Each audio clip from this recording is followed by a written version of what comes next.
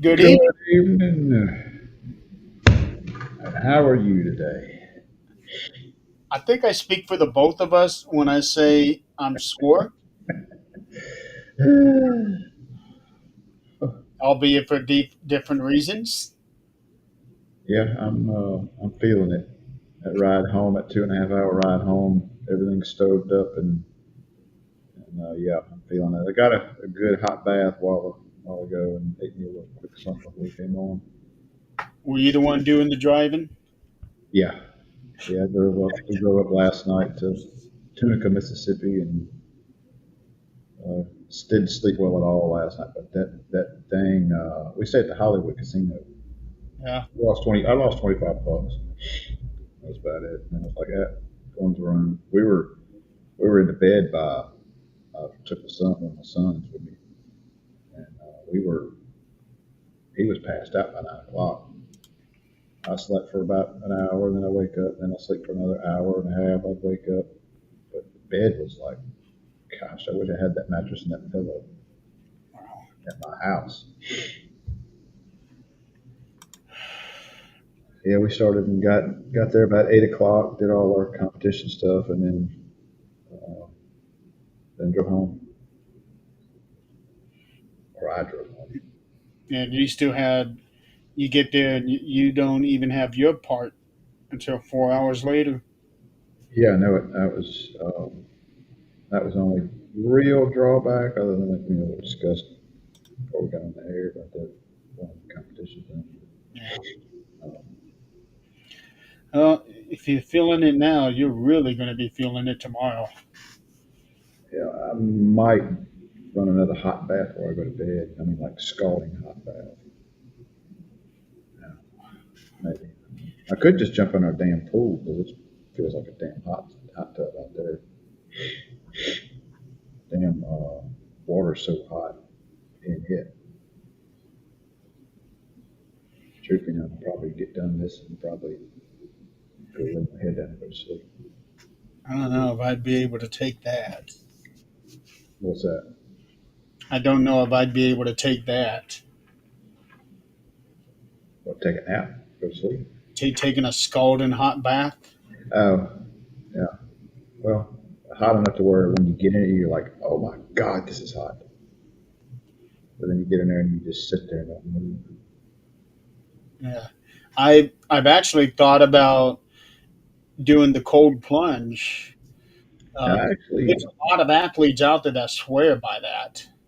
yeah, that might. We've got one of the guys at the station's got a small ice bath container blow up at the station. We've been talking about doing it like once or twice a week, and I don't know. Call him up and say, hey, bring this up here. I need it today. And do it tomorrow on the way. Yeah, yeah, I've thought about doing that. Supposedly, it's supposed to jumpstart something in your system. Yeah, it's all kind of benefits from taking. Yeah, Now I've stuck my knees in it because I got a bad knee. I did that a couple weeks ago. I got a shot in my right knee Wednesday, a cortisone shot, so I could get some relief from it for the tournament that we just had. I taped it up really good Friday before we left. from the sounds of it, it worked for you. Yeah, it was hurting really bad after the first match. It hurt a little bit after the Makala competition, and then after my first match, it was really hurting. But then I had two more that I had to do. So, and after the first one, I guess it's the adrenaline that you got going on. It's kind of numb it a little Yeah, bit. that's what I was telling you when you was saying earlier that you were starting to feel as yep, that adrenaline is wearing off. I got about an hour on the road before my hip started hurting. My knee was killing me, but my hip didn't start hurting till about an hour later. And it's usually, you know,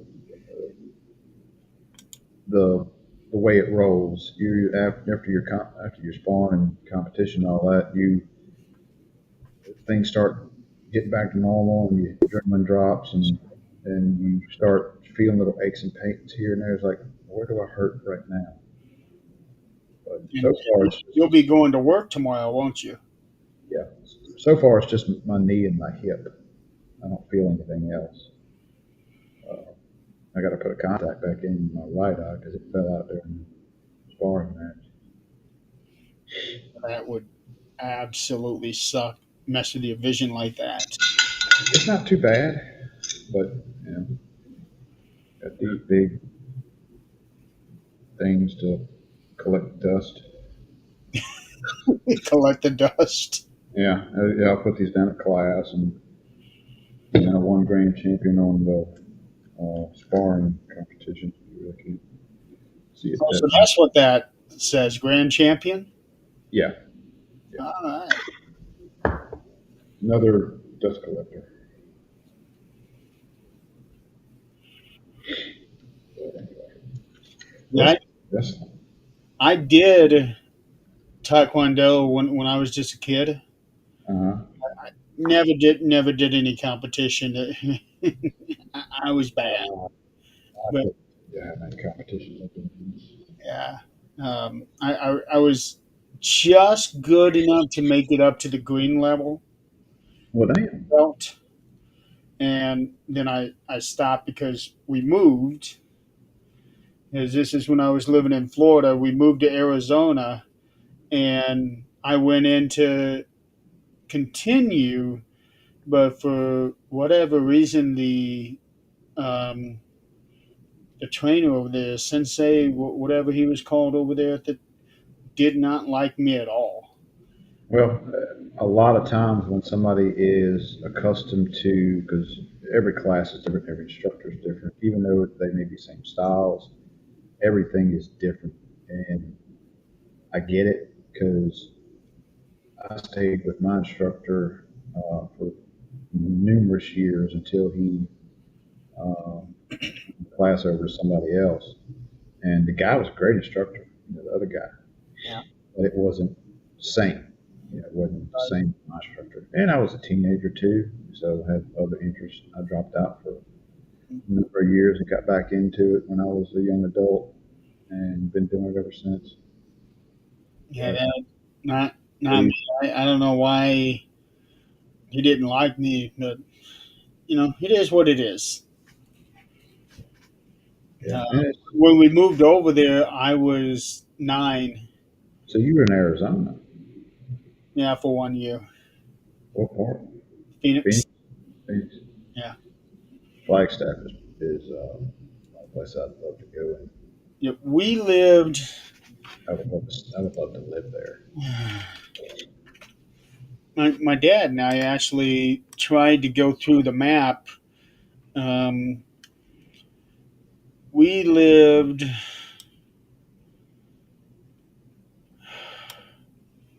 like in the western part. Right. Um, we were west of 17 and somewhere like real close to 10. Uh, We went out there a couple times on a school trip, yeah. and we went to Tucson and went to Old Tucson, the old western town that burnt down. Okay. Old Tucson was a movie set, and it was like it was big, it was huge, but it was basically an old western town. They used it for movies, and it was a tourist attraction with rides and like a little bitty Disneyland, but it was all western stuff. They had stunt shows with gunfights and bank robberies, stagecoach train robbery. They had public hangings. Uh, it was really cool.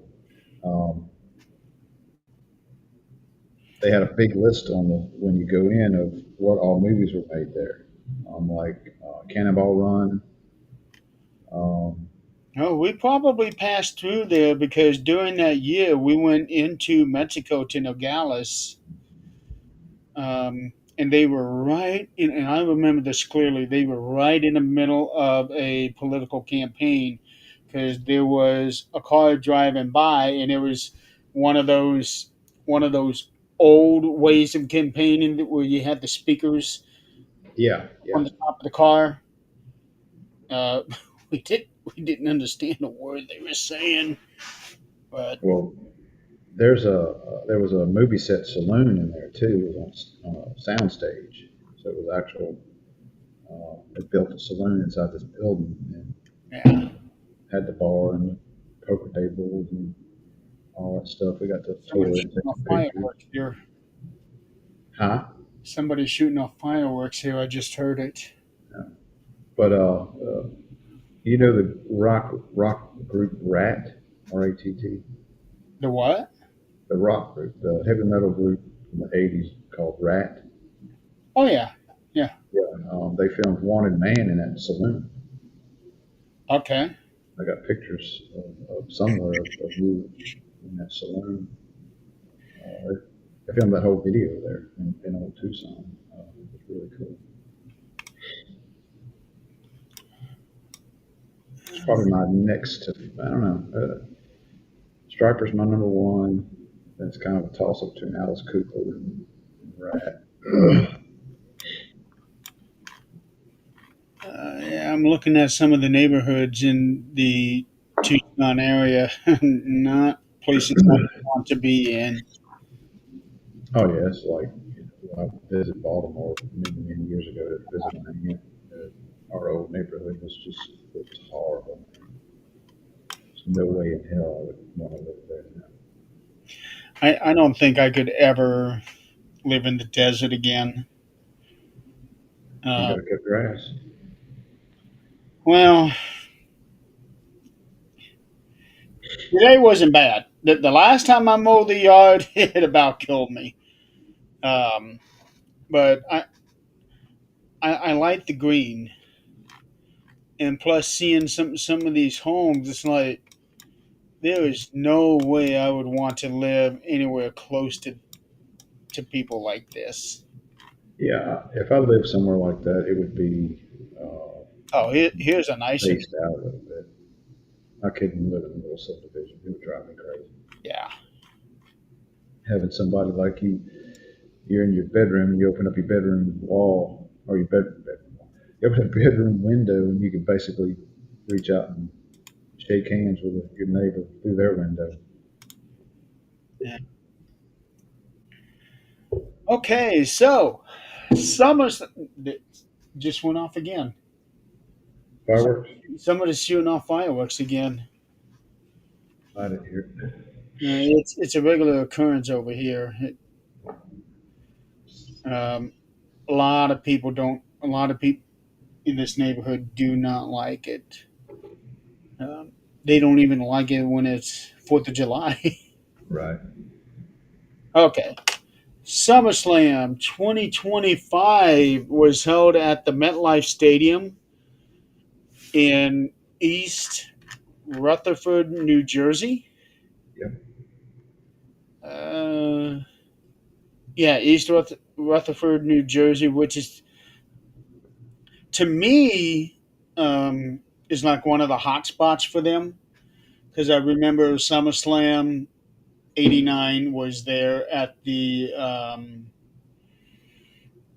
I think they called it the Rutherford Arena at the time. I don't know if that's I think that's what it is, but MetLife Stadium um, has had two WrestleManias, 29 and 35, and now they have SummerSlam this year, and this year is the first two-night event, which I have read that after the success of SummerSlam this year, they are now considering in 2027 having the Royal Rumble, Money in the Bank, and Survivor Series to two nights.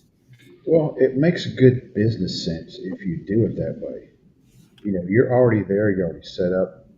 You know, add more money to your rental fee or whatever. However they do all that.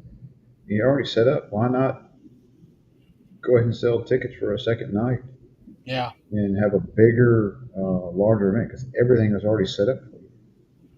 And And then plus, not only that, you can go and film, get an early enough, you can go ahead and do Raw afterwards. You know, it's they just won't do that in the stadium. They'll do that in the smaller arenas. Um, what's up, Chris? yeah, they won't have Raw and SmackDown in the actual stadiums, although that would be pretty cool. Um, You but could no, still they're do going it, to man. hold it at the smaller arenas. Um, Which I'm sure they have enough equipment to have a big event set up, and they can already go to a smaller venue somewhere close and have a whole another setup. well, they do that at WrestleMania Yeah, um, ready to go. because usually where SmackDown and Raw are during WrestleMania, that's also where they have the Stand and Deliver event. Um, I don't want to get off topic, but it's not really off topic, but it's something just reminded me of the old setup. They keep on calling it gorilla position. I was watching a video yesterday about gorilla position, and I think they got that name from actually Gorilla Monsoon, who was actually years ago actually doing the gorilla position. Yeah, they renamed that area after he died, called it the Yeah, Gorilla Position. That was where he would be to produce the show. right. That was a Yeah. little Uh, bit of history there. there's also a sign with a gorilla on it. Uh, I think that's pretty cool. yeah, it is. It they have been naming certain things after people because there was another thing. I don't even remember what it was, but Triple H made reference to the Shield corner. So when you're looking at the ring from the hard camera, it's on the Right? right hand side in the back where all the wrestlers come in. Triple H now calls that the Shield corner. Okay. I don't even remember what I was watching, but he was directing cameras, saying get a shot at the go to the Shield corner for. Well, that makes good sense to name something instead of camera one, camera two, camera three. You got some over there already set up. All right, give me shield camera. Yeah, that makes more sense. No, not the cameras. They Just probably the still area. do camera one, two, and three, but they're just naming the different areas I after. got you. I got you. Yeah. So I'm curious to see to what others they're naming after people. But I do like that. Um, You see a lot of stuff on, see a lot of stuff online with, posts. At least I do. People are just bashing, Triple H, and not everybody, just some. That he's running the ground, running the ground. I was like, I think he's doing a hell of a damn job. well, it's not Triple H. Are they talking about the storylines that they're doing, or are they talking about the business decisions that they've been making? Because the business decisions are being made by Nick Khan, not Triple H. Which I know we're talking about SummerSlam and all that here, but huge. I don't know what they're thinking on this ESPN thing. I do not like that. I don't think that is a good decision for the long term. Yeah, you got a bunch of money off of it, but I think they're going to realize that their viewership's going to go down because this whole ESPN. Because I'm not paying $30 for an ESPN That subscription. Not. yeah, that's the thing there. And they're talking about the way that I'm understanding it, that it is only for the PLEs, meaning it sounds like that they are not going to be moving all of their content over to ESPN. That's the way I'm understanding it. Now, if they do it that way and I can still get on Peacock and watch my replay, fine, put it on ESPN. I don't give a shit. I'll still watch a replay anyway. Yeah, so I Yeah, but I don't have cable. Works really great for people that's got cable. yeah. Well, it's you No other don't channel. necessarily have to have ESPN. You can have like a number of different things. They had a list of it. I Hulu. got Nick. I got Netflix and Peacock. That's it. I ain't getting a third freaking thing. Now Yeah. I do have Prime. I do have Prime or Paramount through uh, I don't. Walmart Plus. I don't think those were listed. No, they're not. Hulu. I want to say YouTube Live was on that list. There's like 6 or 7 of them saying that if you have these, then you can use like a code where you can be able to go to ESPN, use that, and then watch it. Um, I wish, and I understand it's a business decision where you're getting money for this show and money for that show, money for PLEs. I wish they had it back to the network, the WWE yeah, network. You pay one subscription and you got it all. I know. I And know. But I think they're seeing, well, if we put this on this one, this over there, our most loyal fans are going to subscribe to all of these things. yeah, I mean, I'm loyal, but I'm not spending $30 on. And I used to pay for pay per views. Back in the day, we'd do the WCW, and when we had cable back when I was younger, my uncle would pay for one, and I would pay for the other one. Yeah, So he would pay for WCW, and I would pay for the WWF one at the time. I paid for the WWE, so we basically got both of them for one price. right. Yeah, I Yeah, I was really hoping that next year everything would switch over to Netflix so that I could end my Peacock subscription and go over to Netflix. And now that's not going to happen. right.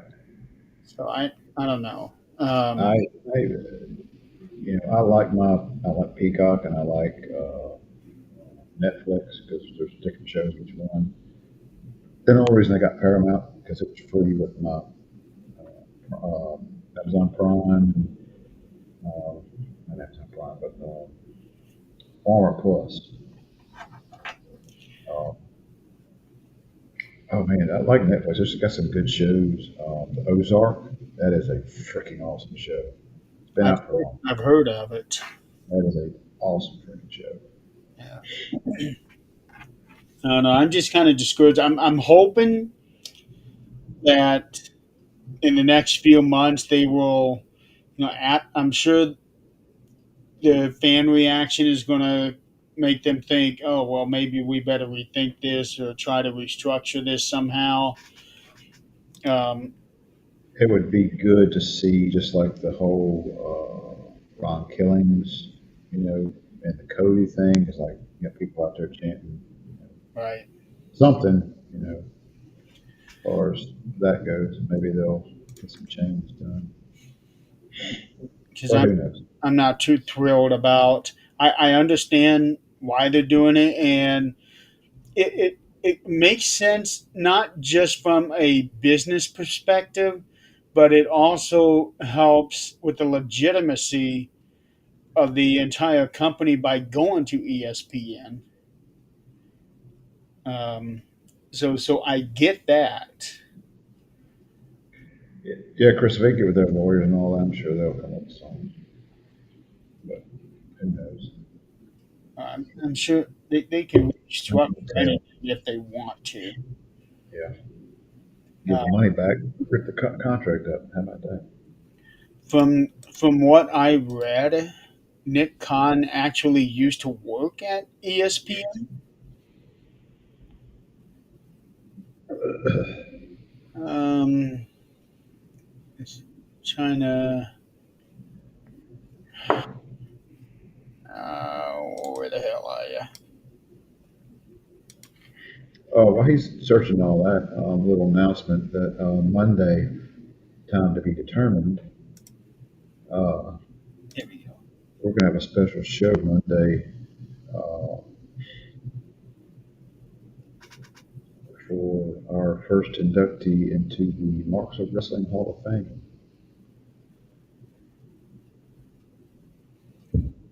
We pretty much unanimously chose this first one. And we'll set towards the end of the show. Yeah, I'm really excited about that. About this one. Okay, I'm not seeing anything about him working at ESPN, but I could have Tony Khan, read Genghis Khan, about him working there. Nick Khan, Tony Khan, Genghis Khan.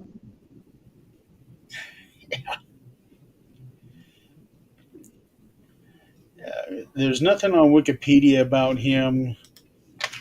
Genghis Griff.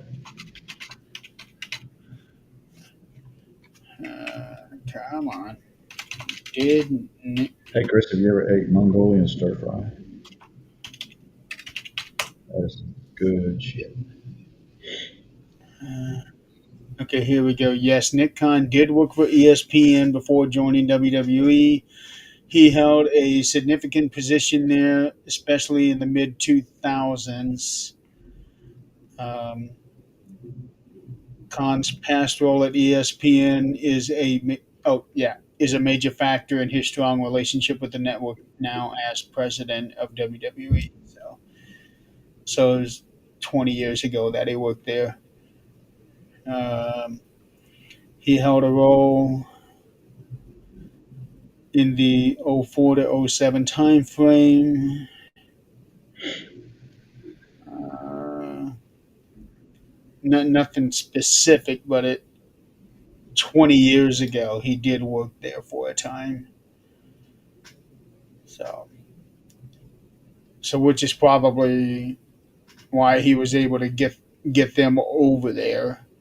Yeah, But he's already got connections there, so yeah, working with him, understand. It's a and when win-win. it comes to It's a big win-win, business, connection is everything, right? It's a win-win for both sides of business wise. right? So So let's get on to SummerSlam. yes, MetLife Stadium. So this is the third major PLE that they had. The two WrestleManias and now this SummerSlam. Um, Attendance. This is what gets me because I I don't get this. 53,000 the first night and 60,000 the second night. Now, from what I recall, that building was looking pretty packed on the first night. So, where did the other 7,000 seats come from? That's a lot of extra chairs to put out. Right. Um, and people took chairs home the first night. I was watching a video this morning. A guy named Troy Dan. He's a gamer, and he uses his earnings from that to go to WWE events. He went to WrestleMania. I watched a video on that one. It's actually quite good the way that he does it. Um, he does this annoying thing with like clips of him drinking water for like a minute straight.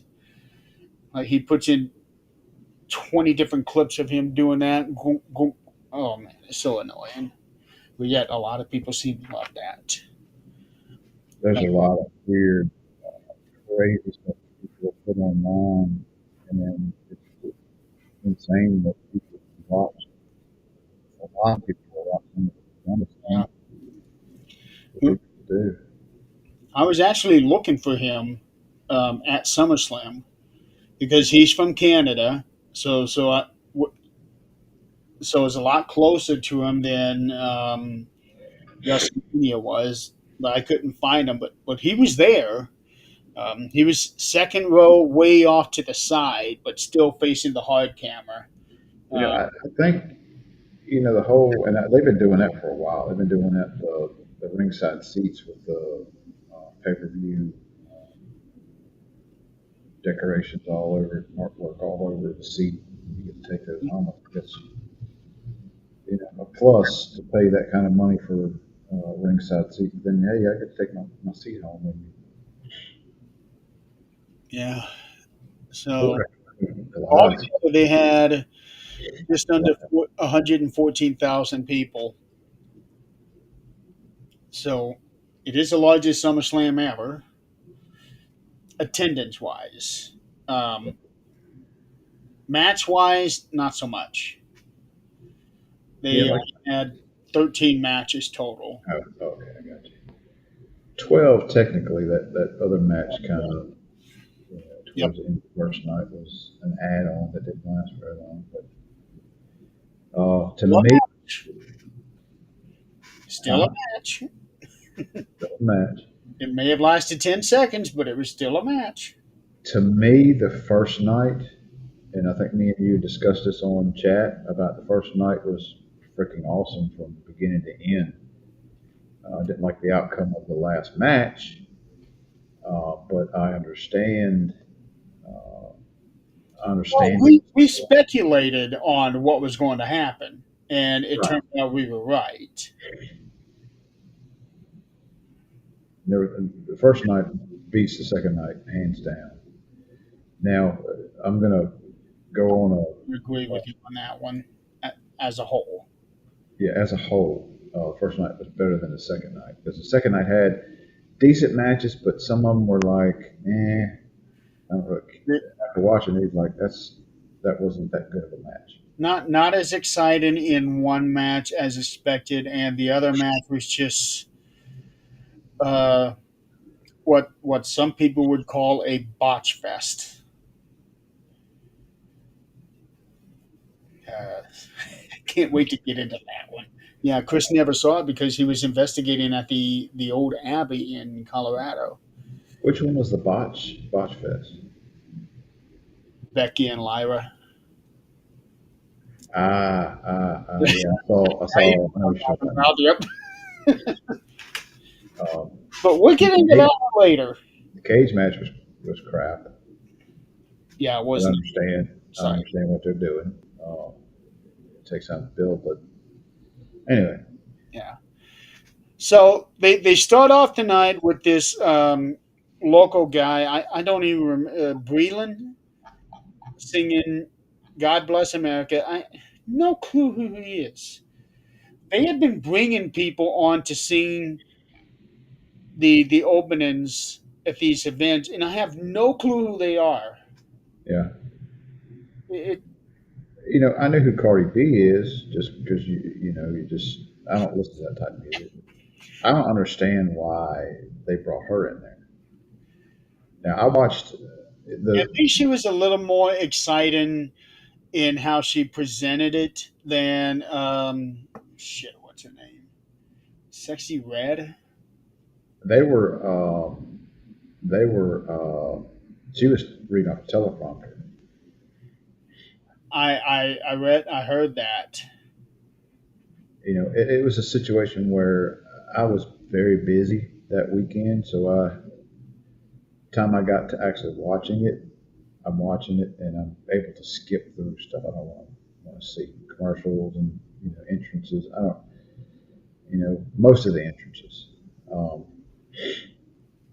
yeah, I will. Yeah, I will give you that. Yeah, because I forget which event Sexy Red hosted, but she literally went in. Welcome to WrestleMania. I hope you all enjoy the show. It's like, holy cow! Yeah, What? it's like yeah, Yeah, and they wanted to bring her back. I heard. Why? She was terrible. She yeah. didn't do anything. I don't understand, and I don't know. Maybe they're getting some money for. Maybe they're not really. Maybe they got some kind of business deal with Cardi or some of these performers to You pay us this amount of money, you come in and promote your, your album or yourself or this or that. Well, It makes it's like advertising. at least with her, she had some excitement in her voice. The only thing about her that I did not like is that after every sentence, she screamed. It's just Yeah, I thought that was totally unnecessary. it's you know I'm not a fan of the hip hop and rap and all that stuff anyway. So Neither am I, unless they bring Snoop Dogg in. I like it when they bring him in. you want Flavor Flav too? Well, not so much. Although it would be pretty cool if during a match he comes out and then he takes that big clock and hits somebody with it. That spot there would be cool. Yeah, But otherwise, Snoop Dogg he actually has a history with the company. yeah. Uh, He's all actually been. so I like seeing him. It's Uh, kind of like kind of off subject, but it's kind of like the Super Bowl. Like these Super Bowl shows, big band or big performer and all that. It's like this. I don't even remember who it was. I remember it was horrible. That last Super Bowl halftime show was just horrendous. It's been years since they've had a decent act at the Super Bowl. uh, Aside from this year's halftime, the last halftime I recall seeing was when they had all the rappers together: Snoop, Eminem, uh, Dr. Dre. They had the rap legends on this one. Yeah, yeah. That was last year, or not last year, but the year before, I do believe. It's like my wife was like, oh, I don't remember. listen, And there was one Super Bowl a few years ago where they had The Rock come in and do the opening, and he opened it in his rock persona. Um, I just loved the hell out of that one. now I remember Aerosmith. I remember Tom Petty. I remember Michael Jackson. The Michael Jackson show was damn good. He was, Jackson. let's see, I think he was the second major halftime show, because before they used to do the like college bands, like marching bands, and then they decided to do It's a whole, stars. it's a whole big production. So totally separate production now. Yeah, Yeah. But and you have to do it all in a half hour or something like that. yeah. But here's the thing that gets me: they expect the performers to pay them to perform. Hmm. What? You're making enough money as it is. You pay me. You're the one that want me there. You want to have a shit show or you want to have a good show? Yeah. Yeah. So anyway, um, so first the opening match, which made total sense. Roman Reigns and Jey Uso and Braun Breaker and Bronson Reed. To me, this one here is it's real close, but I'm gonna give this one second best match of the night Let me- so because here we go. I thought CM Punk and Gunther was really good. Um, Yeah, that was a damn good match. but Roman and Jay, Okay, okay. what they did in the middle of the match went back to. Um, do you remember Too Cool and Rikishi? Yes. So in the middle of the match, all of a sudden they start doing this thing here, and then they play the music, and then they do the yeet thing. That harkens back to Too Cool. Yeah, I would say I'm gonna agree with you. That was probably the second best match of the night. Not that any match was uh, bad. Um, I mean, Now like I they said, didn't have a this bad match, match at all on the first night. first match was first night was good. Yeah. Um, I will agree with you. That's probably the second best with being behind.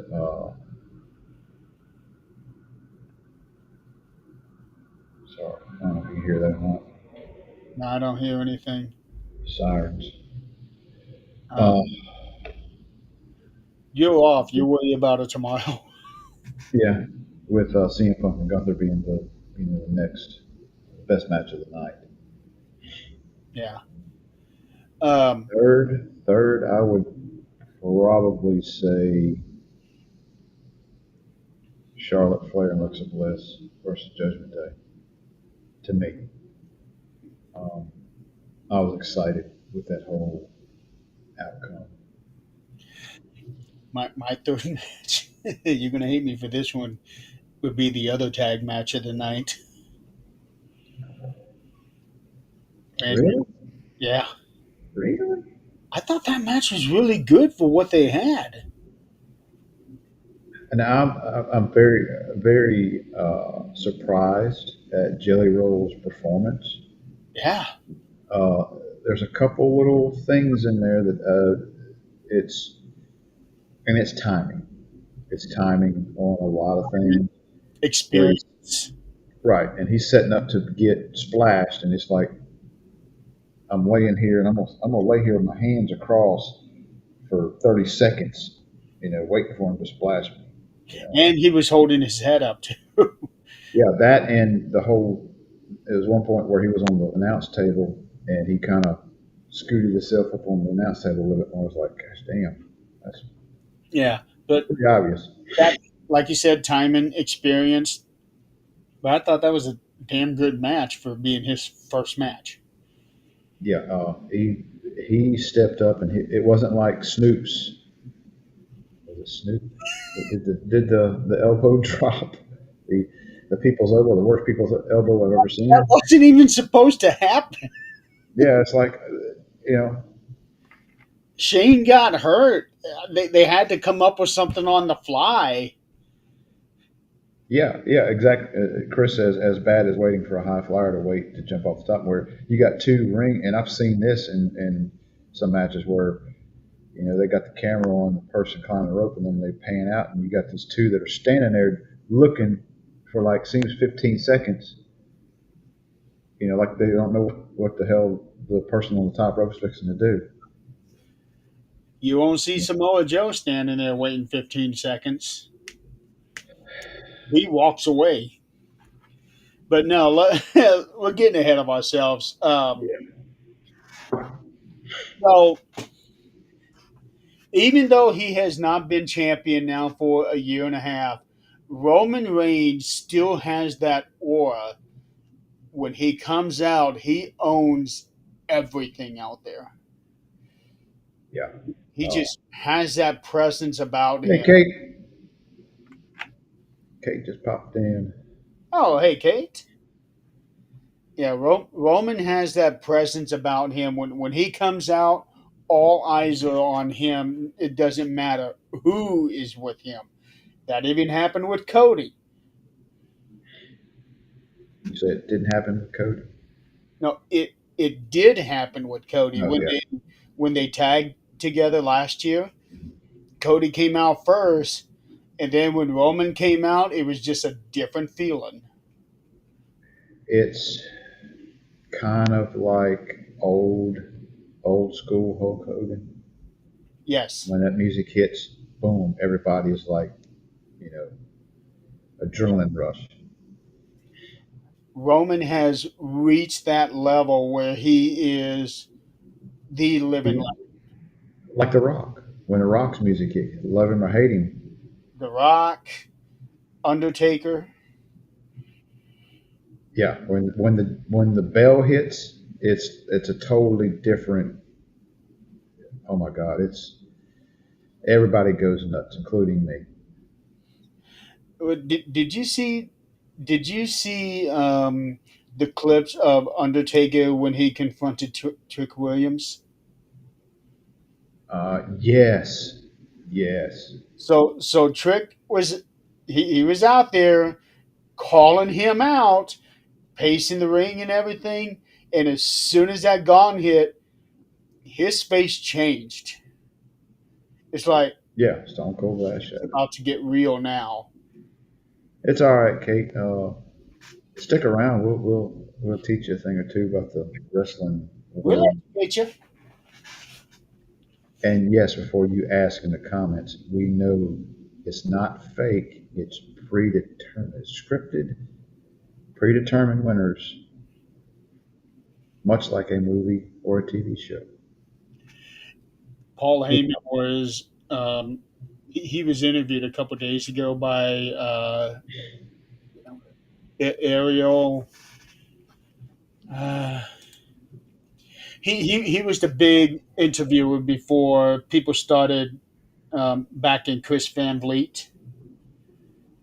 Ariel Hawani, I think his name is. So he had Paul Heyman on, and Paul was talking about that very thing is about the whole fake, predetermined, scripted thing, and because he was making his case about why WWE belongs to ESPN. But we can get into that later. So what I especially like about this tag match is, in a way, it's kind of drawn back to what CM Punk and Drew McIntyre did last year with the bracelet. This year, they're now doing it with Roman shoes, Yeah, and now Bronson has two pairs of Roman shoes. yeah, Chris. I had a comment in my head, but I don't think I'm gonna say it. Keep that. I'll keep that to myself. And and Bronson Reed is now being referred to as the tribal thief with the Shula Fala.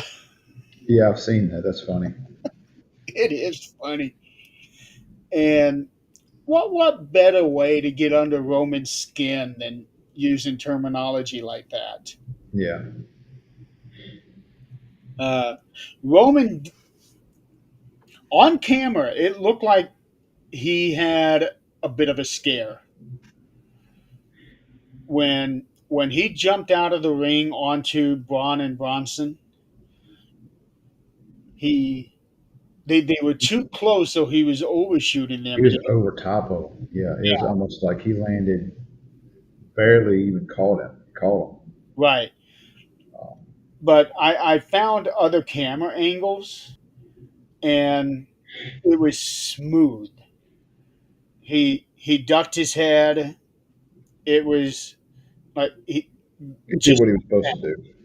yeah, just like that. He was able to get him in a spot where he was in no danger of being hurt, Yeah, even though the camera that they were using for the pay per view looked like, oh shit, yeah, he's way over. yeah. Yes, Uh, Chris says saw an AI ad said Roman was going to sign a shoe deal with Nike. He's got to keep his damn shoes to get a damn shoe deal. He needs to just start wearing sandals to the damn ring. Actually, there was a picture of that somebody made of him wearing sandals, um, and it's going to get to that point. Uh, I bet you at one of these PLEs, it'll He's going be to Roman versus Bronson, and instead of wearing boots, his wrestling boots, he's going to come out in sandals and wrestle barefoot against him. I bet you that's what's going to happen. or they'll have a match, for all the shoes that he stole. That's the prize. Yeah. Wild Samoan There you barefoot. go. Go Wild You Samoan. know, yeah, Exactly. yeah. Exactly. Can you So imagine his that hair? may end up Can you happening. imagine? Yeah, can you imagine his hair all out like the wild Samoans used to have? Well, I don't know if they go that far. But they could. It'd be a um, nice little tribute to his father and uncle. Yeah, super fly. That was another one that would get big pops. Yeah, and he wrestled barefoot. He was kind of back and forth. He wrestled barefoot, and then he had boots on, and then he was barefoot again. He was kind of back and forth on that. Well, you think about it too. Walk into the ring barefoot in some of those arenas, and just the stuff that's on your feet. I'd imagine Yeah, I'd be now you see a great lot of wrestlers. for it. You see a lot of wrestlers wiping their feet on the apron when they come up. Oh, they've been doing that for decades. Yeah, and people were asking why they do that because you don't. They were walking all in bathrooms and everywhere else. It's a respect thing to Right. come the guy you're working with. You don't come in there with urine on the bottom of your damn feet when you come in and kicking them out. Yeah.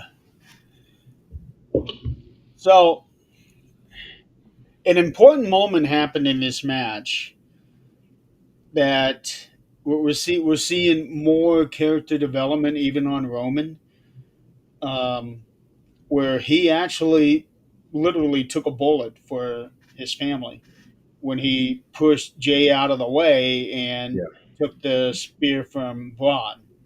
yeah. That was a big moment.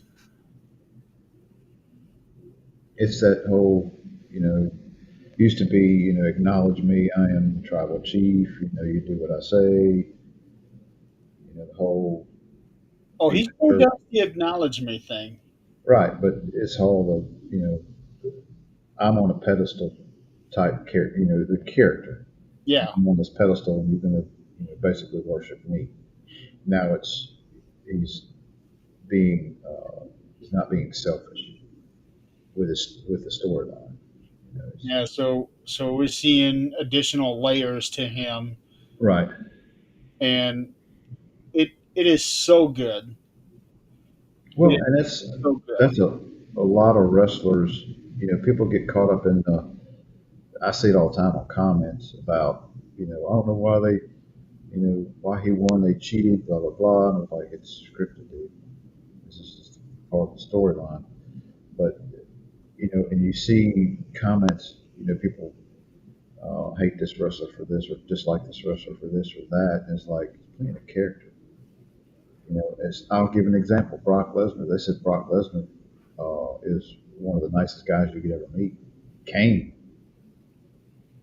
uh, outside, his persona on the, regular guy.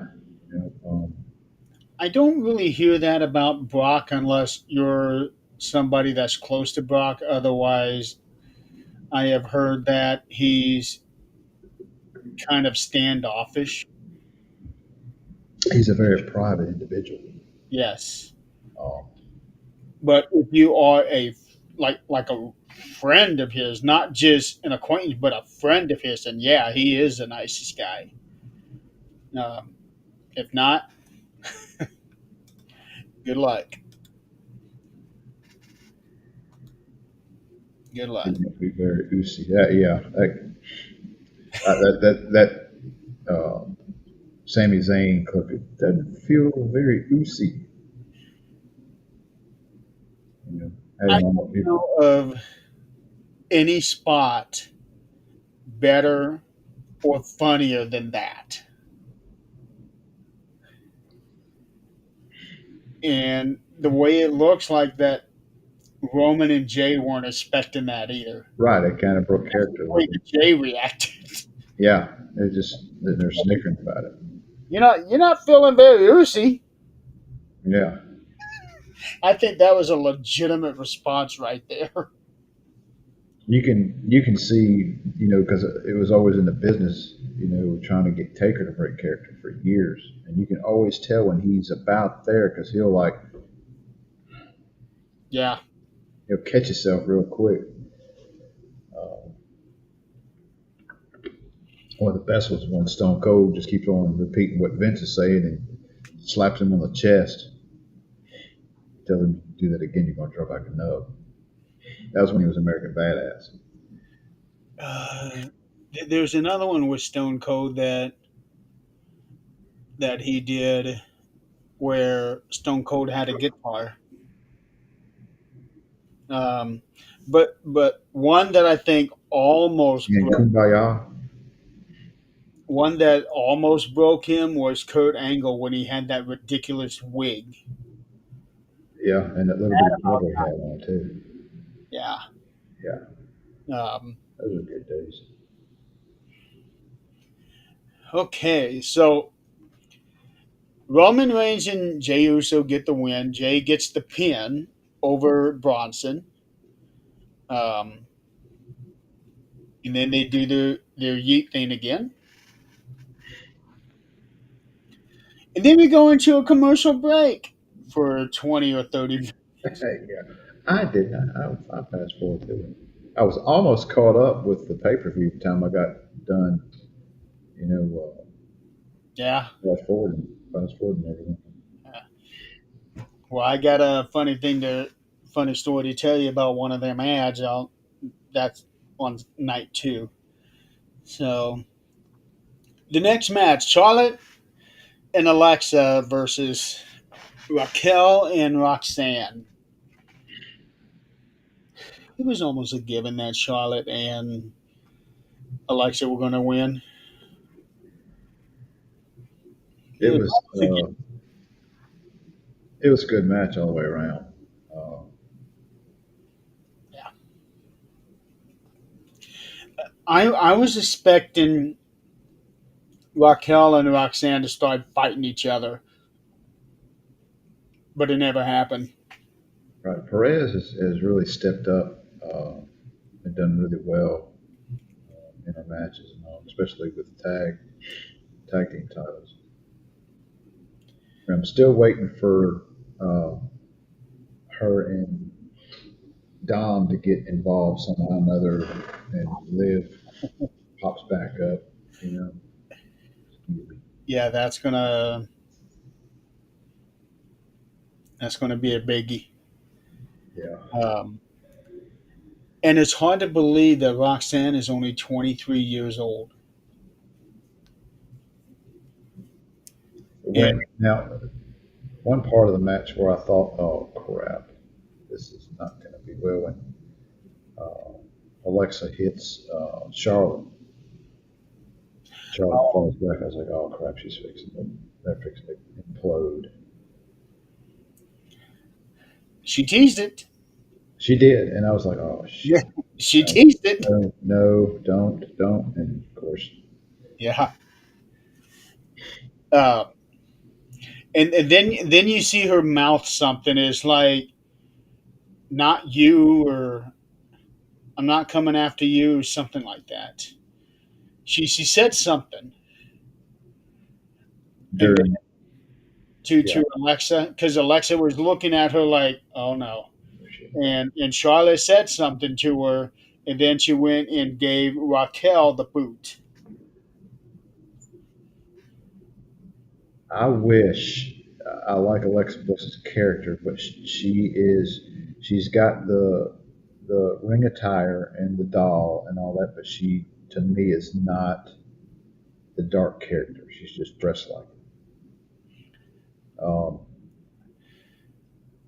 I want to see her, and that would be pretty cool if her and Charlotte would, because now she's carrying around another doll that's got blonde hair.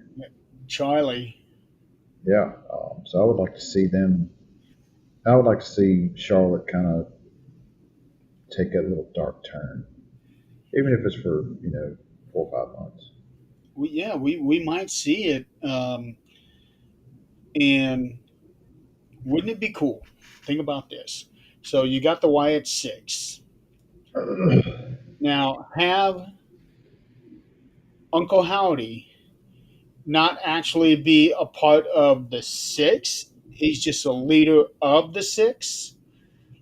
And then you have 3 and 3: Joe Gacy, Dexter Loomis, and Eric Rowan.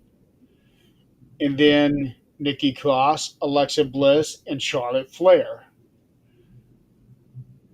There's your Wyatt six with Uncle Howdy over all of them. Right, like before. Yeah, Yeah, I think that would be really interesting to watch, especially with Charlotte because she is has always been more or less by herself. Um, I think this is let's see. I think she's won a tag title before. Uh, yeah, Alexa and Asuka. So she won a tag title with Asuka. So this would be interesting to see her in a team setting or even in a faction setting. yeah. So, but we got to get there first. Um, and then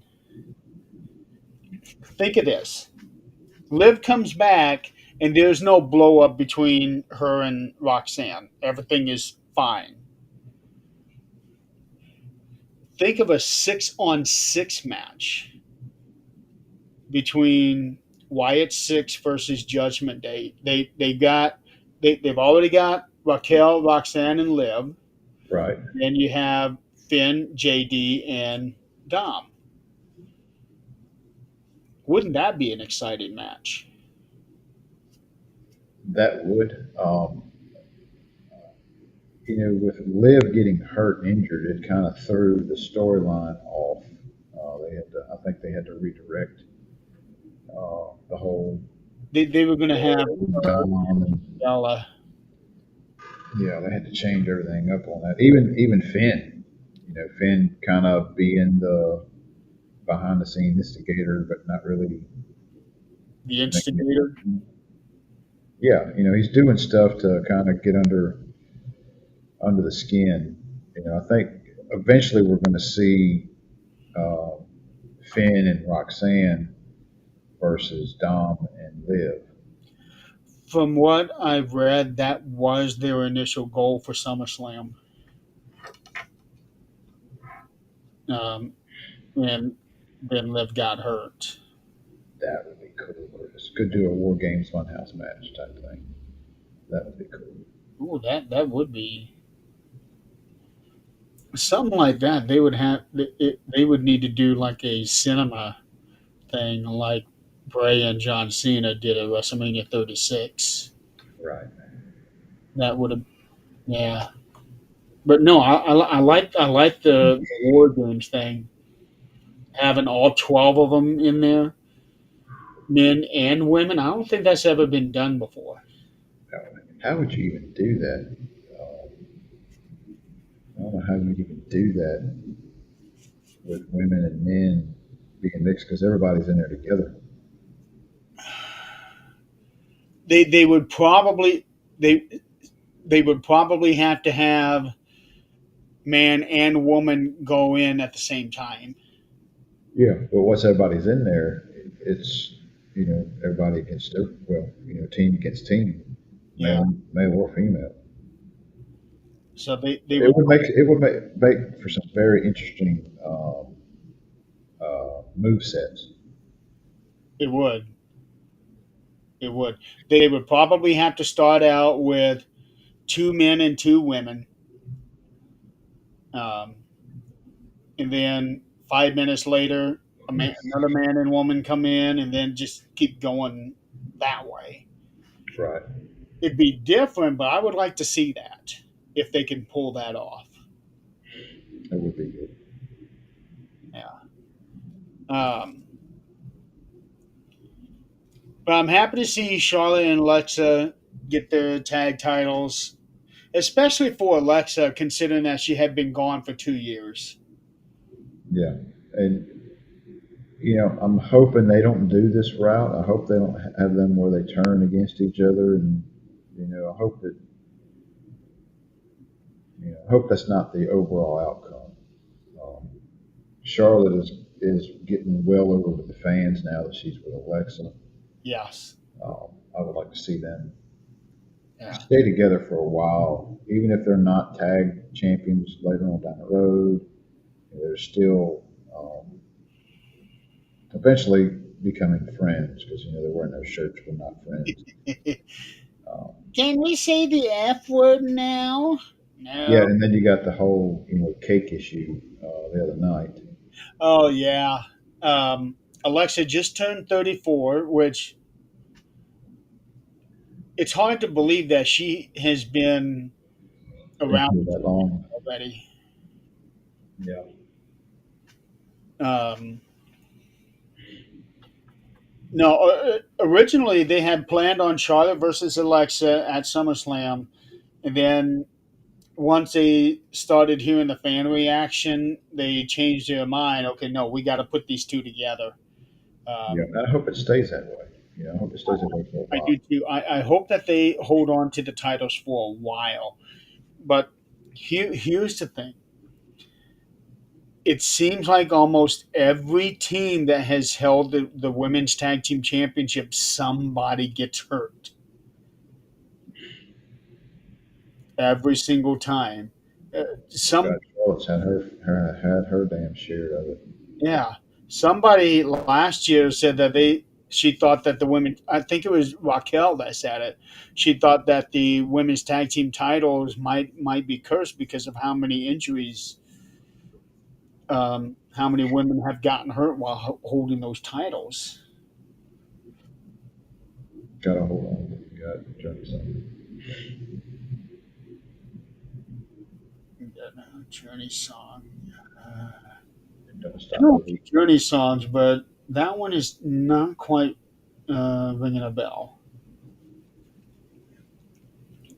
Okay, next match: Sami Zayn versus Karrion Cross.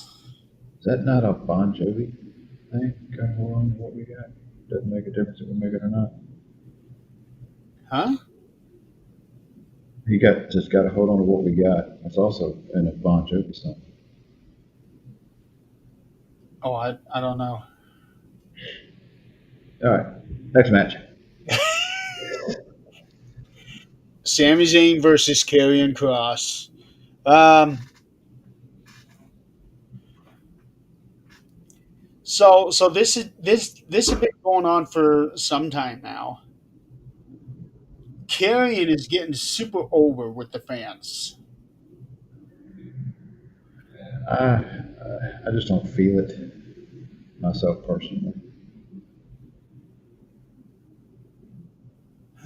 Well, he's doing a hell of a lot better than the last time when they brought him out in this gladiator outfit.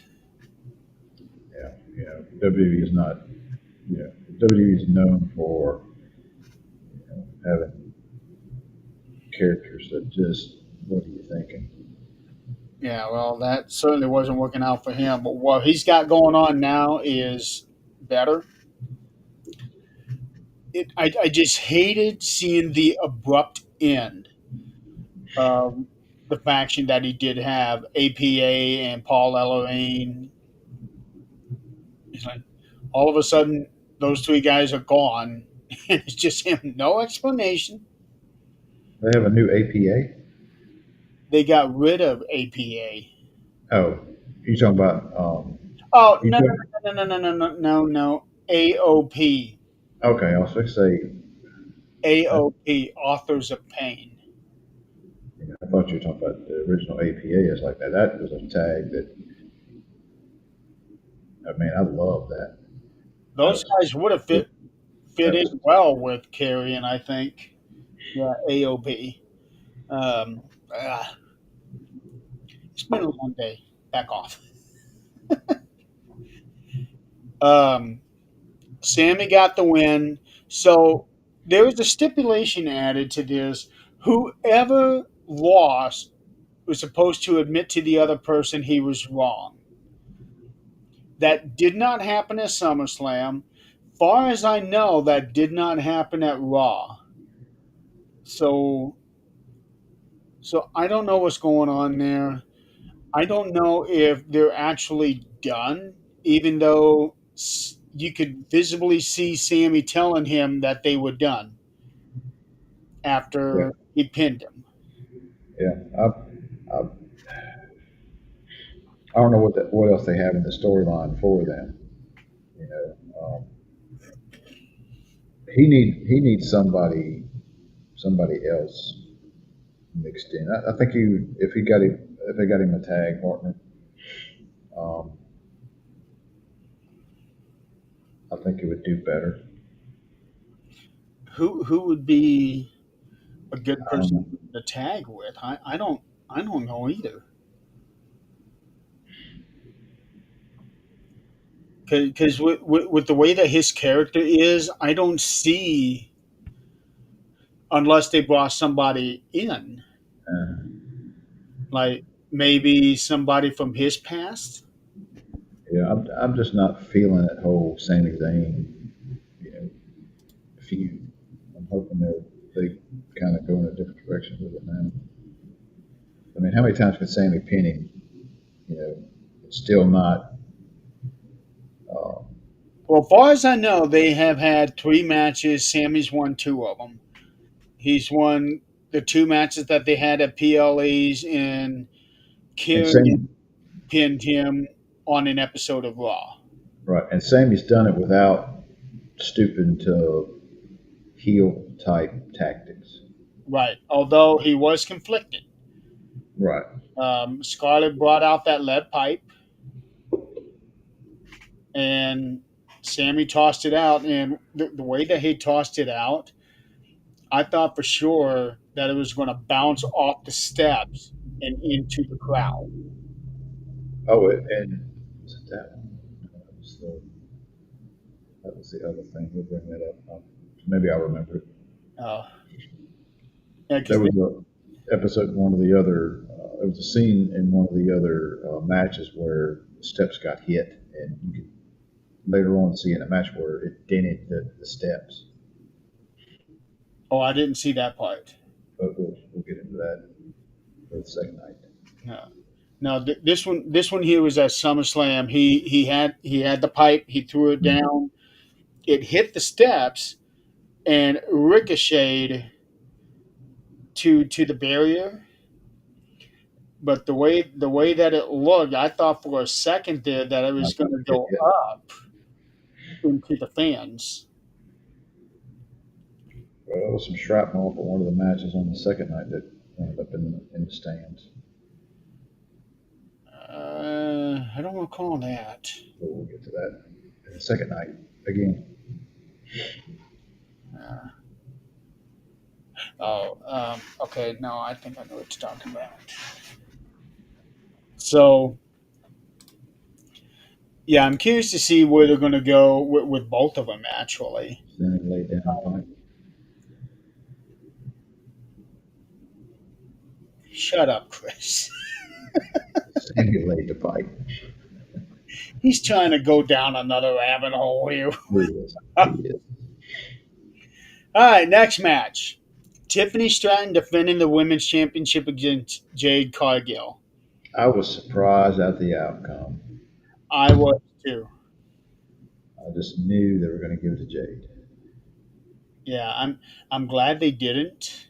Um, but I've got to admit, I saw some improvement in Jade this time around. Yeah. There's still something missing. I just don't. I can't put my finger on it. There's still something missing with her character. Um, I don't know if it's mic skills or what. Um, My skills, I think, are kind of iffy. She just has that presence about her. It's just that her ring work still has a way. isn't quite right there. It Yeah, ain't quite top notch yet. yeah. And considering that she's been there with them now for 2 years,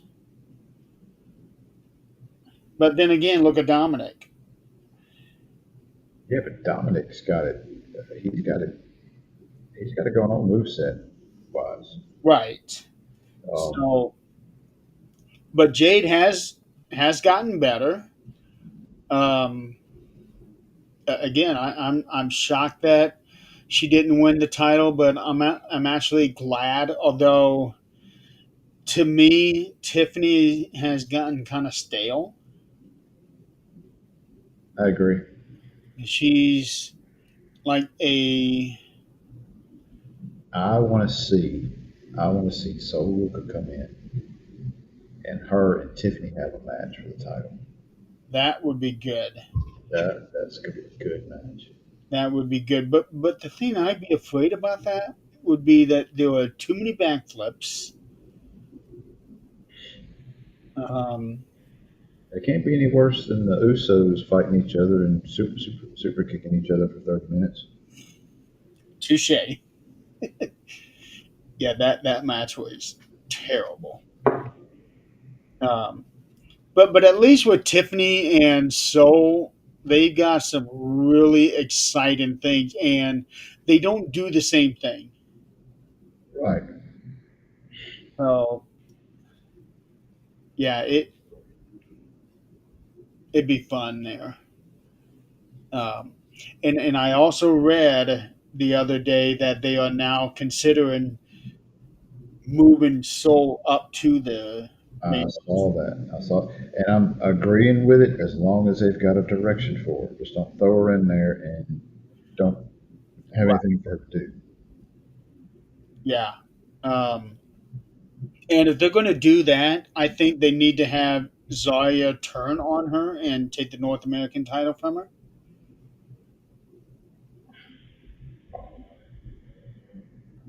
I think that would be a good way for Soul to move up. Um, but as far as Tiffany goes, I have been bored with the kind of character that she's doing right now. I think it's I think it's time for her to reinvent herself. She needs to, because she doesn't have that top level presence or promo work. Not like Naomi does. Right. And she reinvented herself. She did, yes, Well, she went heel and reinvented herself, and I'm sure it was um, it was already a plan ahead of time. This is what I'm going to do. When I turn heel, I'm right. still waiting. I'm still waiting for. I want to see if they would take Jade and really push this storyline with her and Bianca and Naomi again. I don't think they'd be able to do it. I'm starting to wonder if they're ever going to do something there. 'Cause there hasn't. I know that Jade beat Naomi a couple times now, but it still doesn't feel like that they have had a proper payoff. Right. It's like they're doing stuff, really not doing anything with Bianca. She's Well, there, but they she's can't. not. She's still her finger is still healing. Is that what it is? Yeah, because she broke her finger at WrestleMania. Okay. So that's why she hasn't been around. That's why I was surprised that she was the special guest referee, especially since she has to slam the mat with her hand. Right. Maybe she was doing it with the other hand. Right. Uh, so maybe after she comes back, they're going to do something with the three of them again. Because I still feel like Bianca is supposed to be the one that attacked Jade. Right. So I don't know. Oh, in between the Sammy match and the Jade match, they did another tribute to Hulk Hogan. Um, I was disappointed that they didn't do a 10 bell salute. And I can see why they didn't because they already did it. Nick Hogan was out in the crowd. Yeah, he was out there. His Both wife nights. with him. Um, Now, since we're talking about that, I need to throw this in there. A lot of people were giving Brooke Hogan shit about not being there, and she said that she wasn't invited. Really? Yeah. I don't know why that is. Well, there was a big rift between her and Hogan. Yeah, I understand that. Yeah. Um, and I don't. I they nobody has said anything if there is an issue between her and Nick. Yeah, yeah. You can't choose your family. No, You know. no. But still, I was glad that they did a tribute to him. But they only did it on night one. They didn't do anything on night two. So I was a They little did show surprised. Nick on night two. So Huh? I said they did show Nick on night two as well. Yeah, they did show him, but they didn't do like a Doing video thing. yeah, Um, but it was nice to hear his music playing in the stadium. yeah, Uh, and it'll probably be the last time that that song ever gets played inside of an arena stadium, at yeah, least with them. Um, still doesn't feel like that he's gone now. yeah. All right, next match. This is one I really liked. Randy Orton and Jelly Roll versus Drew McIntyre and Logan Paul.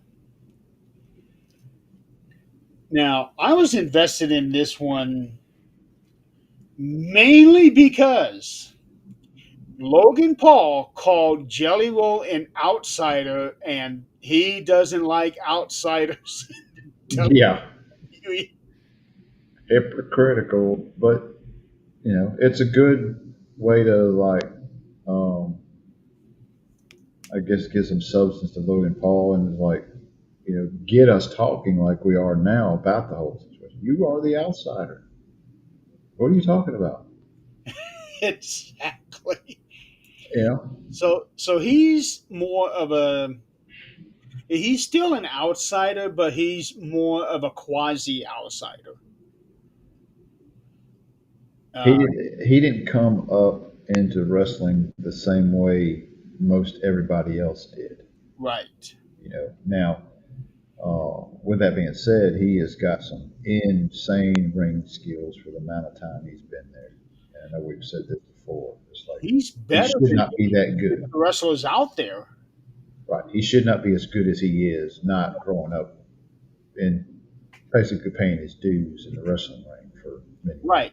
But to his credit, he does have a ring set up somewhere, and because he's shown videos of him practicing certain things and then splices it where he goes into a move on the ring that he's got set up, and it transitions to what he's doing at the arena.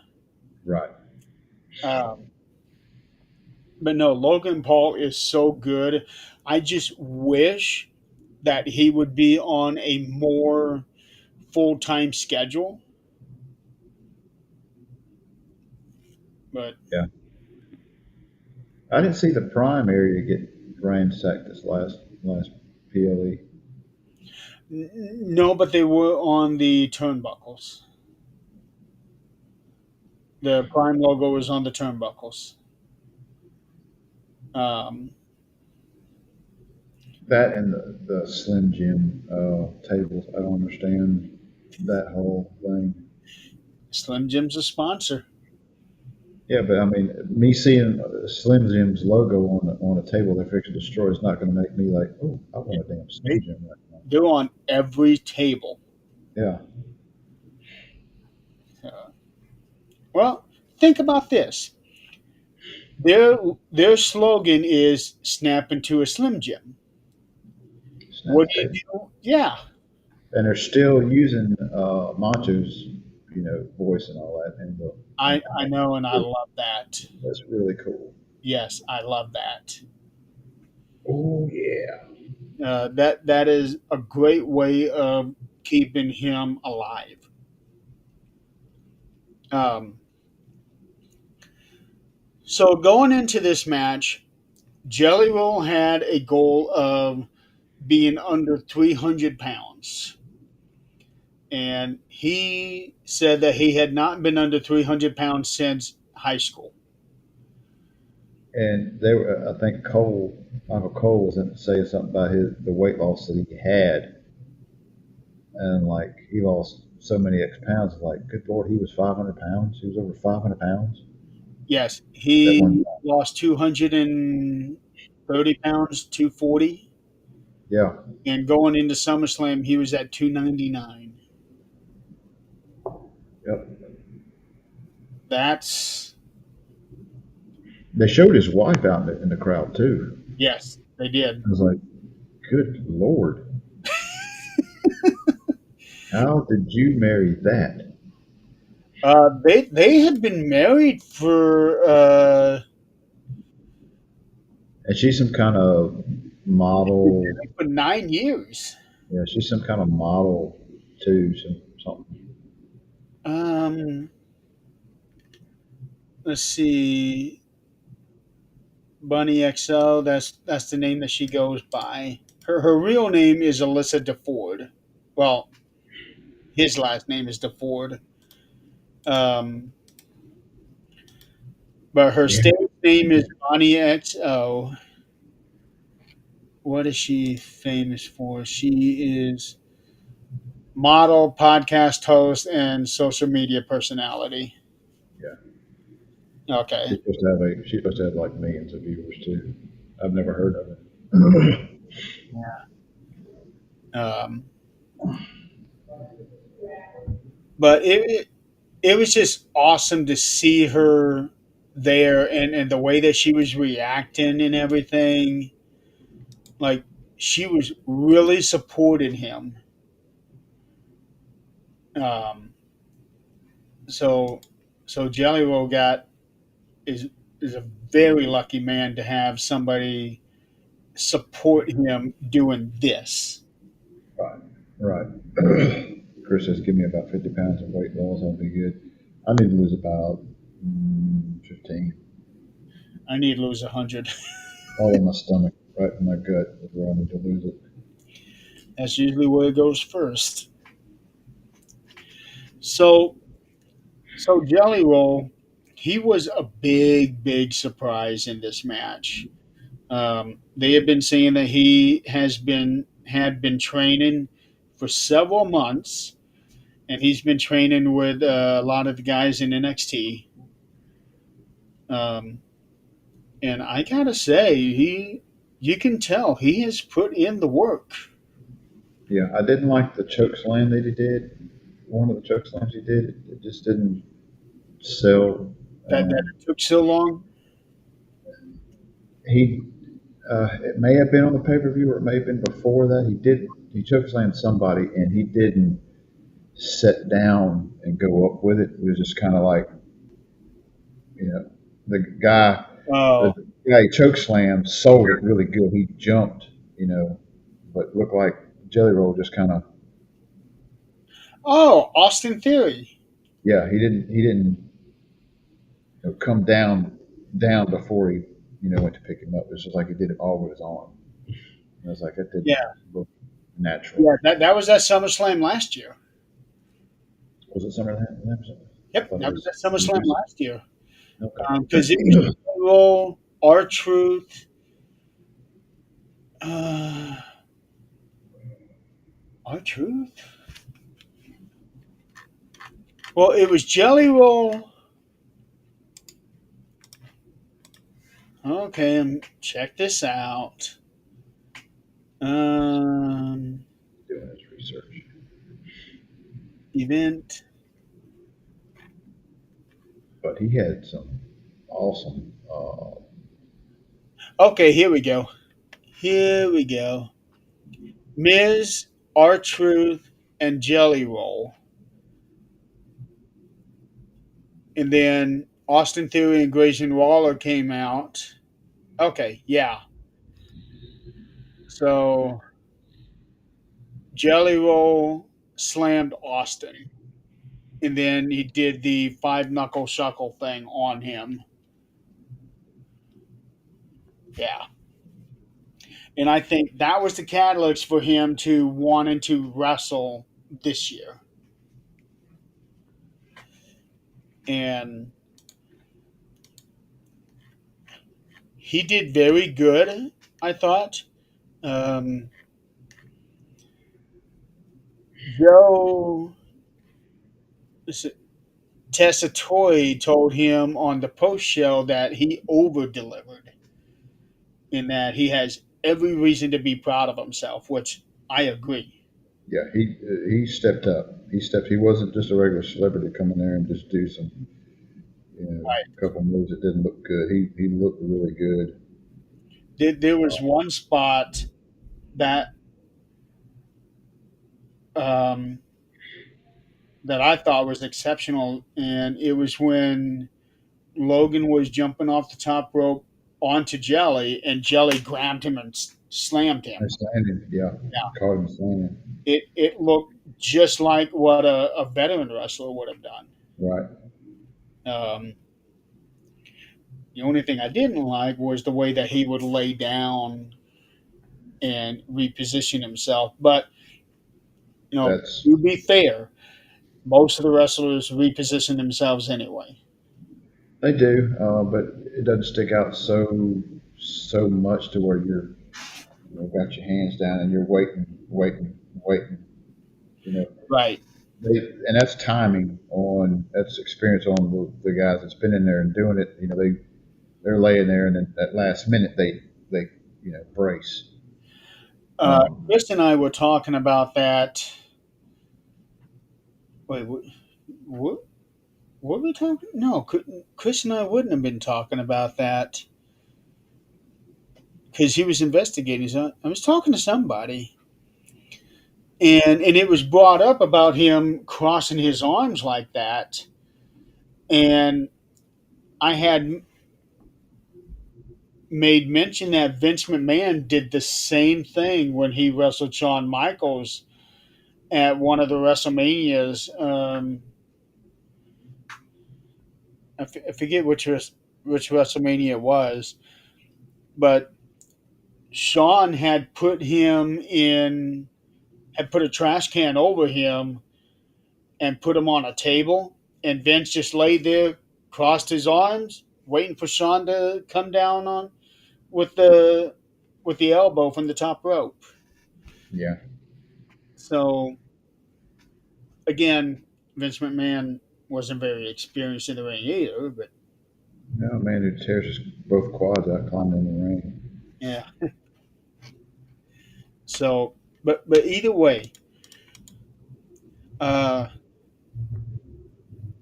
another thing that I liked about this match was at the beginning when Jelly Roll wanted to start the match off, and it was him and Logan, and then Drew came in.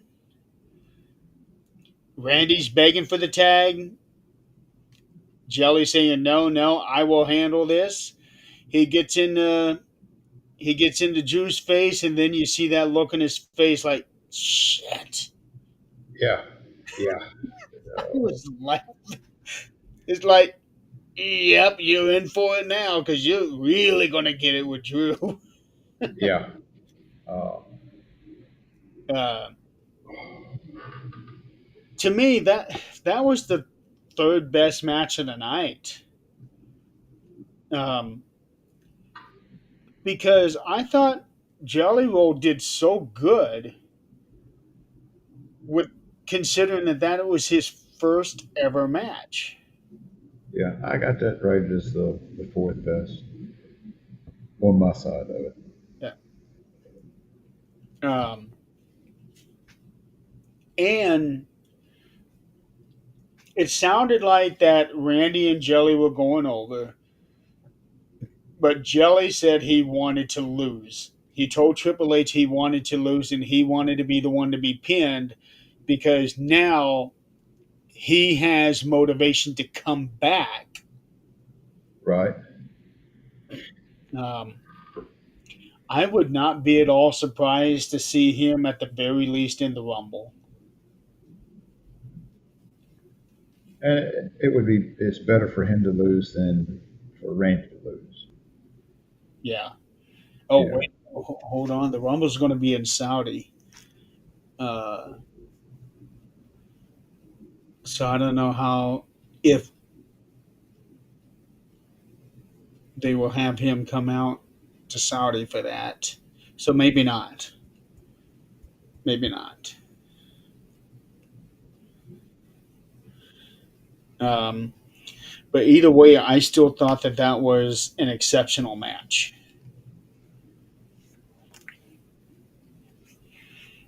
I thought they did very good. And then there was the whole, okay, we're going to take Jelly back to the back. He can't go on, and then he fights. Nope, I got to do this. I got to do this. I got to finish this thing here.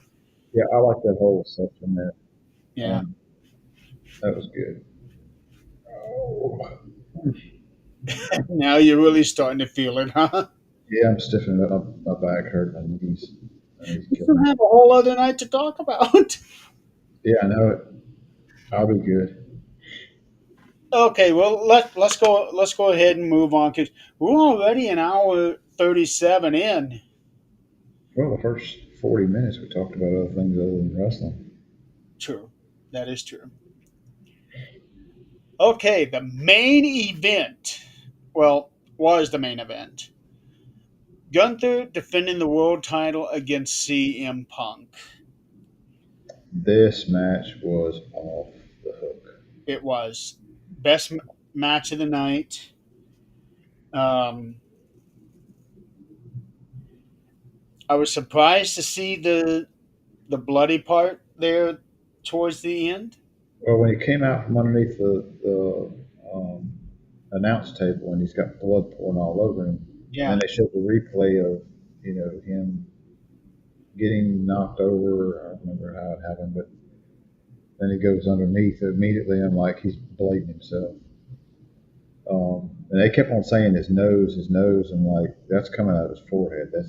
There's nothing here. It's all here, no, like this part of the nose, I think. right here. Yeah, like the Uh, bridge of the nose.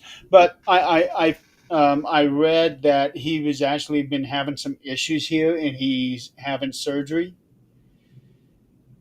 okay, So that's a way to get him out for a little bit and yes, get him healed up, surgery wise. Uh, let me see if I can find it because there was a report. Um, oh shit! WWE planning for two WrestleManias in 2027, with one being in Saudi Arabia. what? How can you do two WrestleManias in the same year? That don't make There was a rumor going around the last few days. I know Saudi wants WrestleMania. Triple H was kind of tiptoeing around the idea, trying to sidestep it. Now it looks like that it may actually happen. I don't see how you can call it WrestleMania and you have two of them. Yeah. Okay, so WrestleMania and WrestleMania 2.0.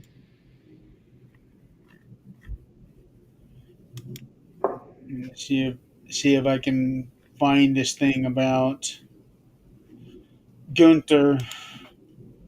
It said what he was having. It was surgery in like right there in that area. Yep. Uh, Right person came out with the belt. I agree. Not to the second part of this match. okay, here I we go. was aggravated, but I guess they did their job. Storyline wise, I freaking hated Seth coming out. The Punk storyline breaks Gunther's nose, gives Gunther a chance to heal in the storyline when he comes back. I think there's still going to be. Uh, I think it's going to be a WrestleMania thing. I think they're leading toward a Punk and Seth WrestleMania match, and that may be when Gunther shows back up. For nose surgery, no, probably not. I think he'd be back long before then. And of course, it resets everything. Uh, no, so yeah, he having surgery on his nose, so he's going to be out for a little while. I can relate. Uh, as a matter of fact, did you watch my latest video I put out the other day? I don't think so. Okay, so my next my next surgery is actually going to be a series of three surgeries. Really? Yeah. Um, Doctor is going to cut skin in my forehead Mm-hmm. and fold it down over my nose. That's going to be the first surgery because he's going to give me some new skin and create a new ala so that it's not flat. And then Right. the second surgery, he's going to pull cartilage out of my rib and put it into my nose to try to straighten it out. Do the Adam and Eve thing. Huh? You're gonna do an Adam and Eve thing. Yeah, Take your yeah, rib out, put it in your nose. something like that. And then the third surgery, he. What was that? I heard that one. That's a chair. Wow. And then the third one is what's called a flap inset.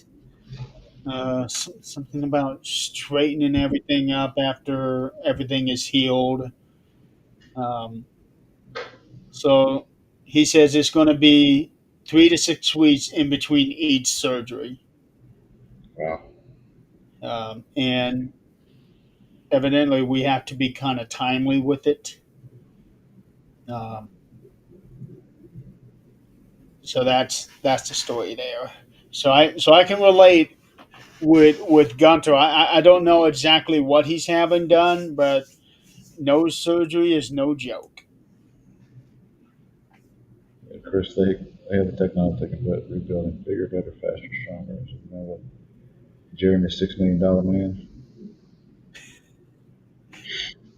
Yeah, might as well be.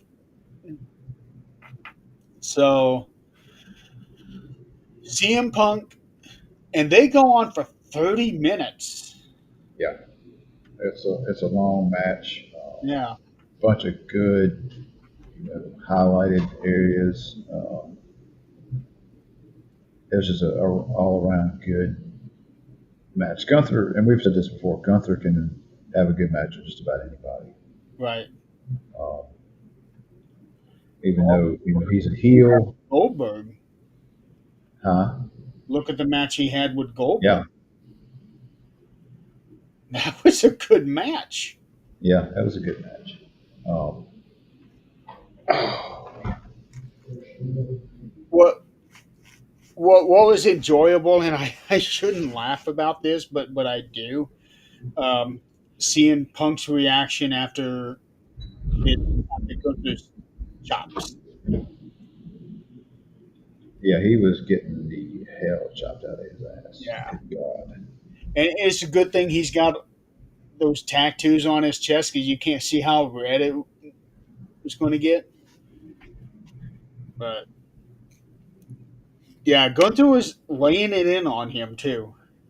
Yeah, Um, then after 30 minutes, CM Punk does two GTSs, pins him, and then we hear it. well, you get the whole emotional part too. Yeah, he was very Uh, emotional. Very emotional on it. For a good little bit. Then you get all Heyman coming out with cripple Seth Rollins. Yeah. and on crutches, and tells him that I forget what he tells him, but he's something like They keep keep it it warm for keep it me. on, and I'm coming for it, Yeah. and turns his back, takes his shade or drops his crutches, And turns then around, and crowd goes nuts. yeah. But I thought for a second that he was going to come down there and he was going to turn it in, and and Punk was still going to wind up pinning him somehow or another, or he was going to get out of the ring without getting it cashed in. But as soon as he hit him, kept on hitting him with the briefcase, I was like, ah, shit, mhm. this is bullshit. I was pissed. I was. But we knew it was going to happen. I was like, ah, damn it. Just let him have it for a while. Yeah. Well, and everything made sense because Seth always told Punk that as long as he was alive, Punk would never be champion again. And then Seth, every time he went for the title, Punk would not let him win. Yeah, So this whole thing makes perfect sense for them to do it the way that they did, even though it was this is uh, going to be one of those building up for a while storyline for us where they're going if they're going to do a WrestleMania. Um, that's that's what I think is actually going to happen. you got a long time, Yeah, long way now. I think Punk will end up winning the Rumble this next this next time, and then he'll go on to beat Seth at WrestleMania 42. I agree. It's just gonna. You got a long time from now till then. Yeah, Right. so much can happen in all this because you still got Heyman's faction, and they're having feuds here and there with not only Solo in it, or not Solo, with Roman in them, but you also have Solo's, bloodline still in the mix also. Yeah. So I think once Tama comes back, they are going to go full force.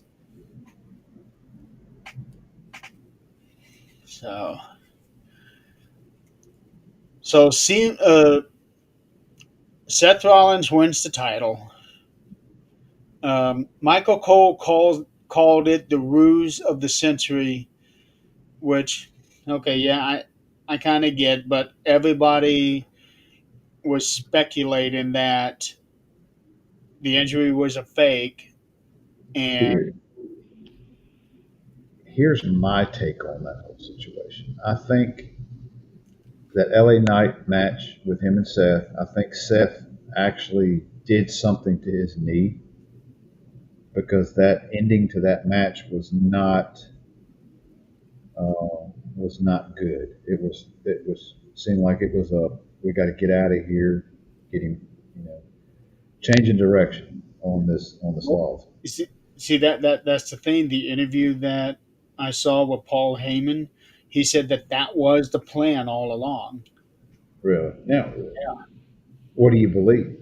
Because I've seen interviews with him, with the whole Undertaker streak being broke. This particular interview, it felt honest. He there was nothing that he was saying that he was trying to mislead you in different directions. My This thinking is felt that like a true, honest interview. my thinking on this, and I haven't seen the interview. My thinking on this, he actually tweaked something, but it wasn't as bad as they thought, and they just kind of, all right, they're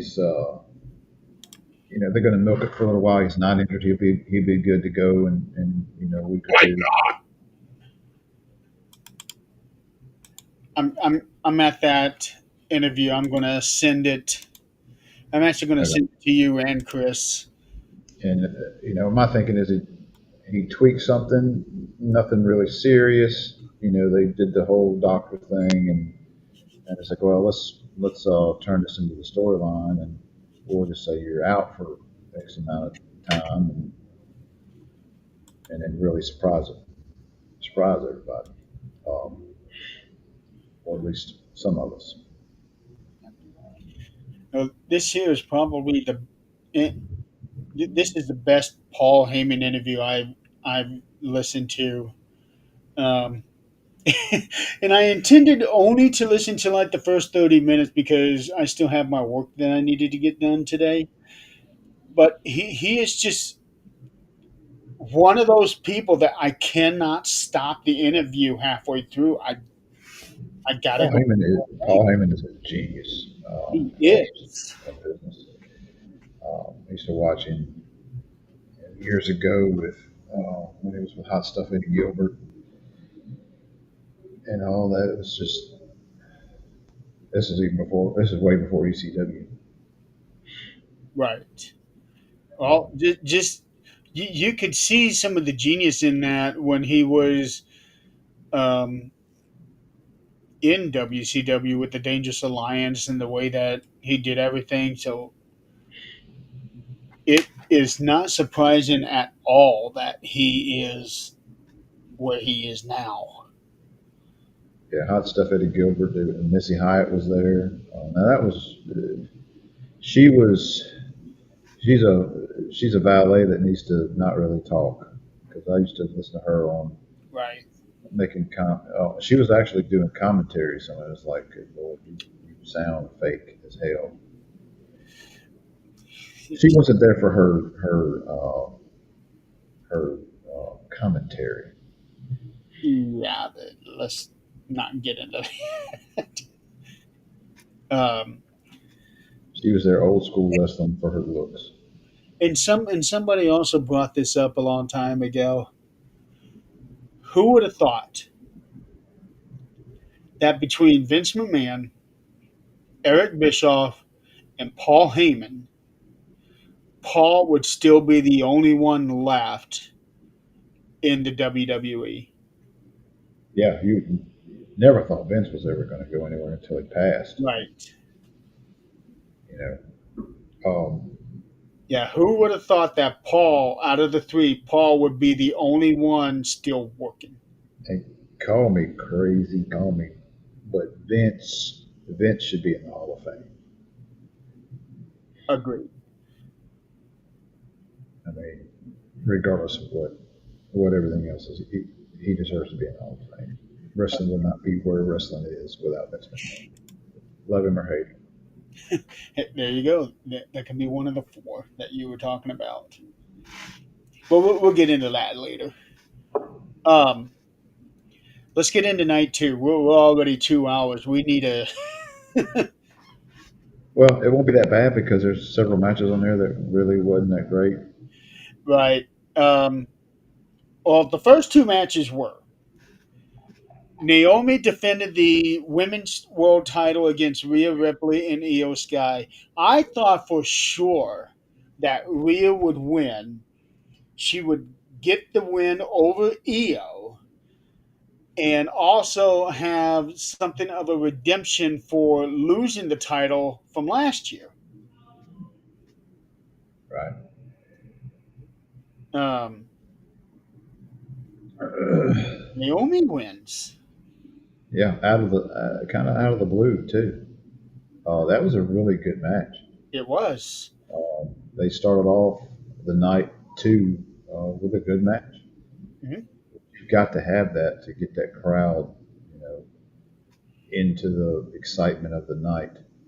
You know, it's just like having a band you go see. They're going to play a very big hit first off and get you pumped up. Oh, yeah. Um, It seems lately that all opening matches have been bangers. yeah, you've got to have that. If you start out with a shit match, it's like, you know, it's just going to lead the night up. Now, the problem is your next match coming in. You know, I'd hate to be the second match Right. because most of the time it's not that good. Now, this second match was freaking off wall. This one here was my match of the night until Cody and Cena.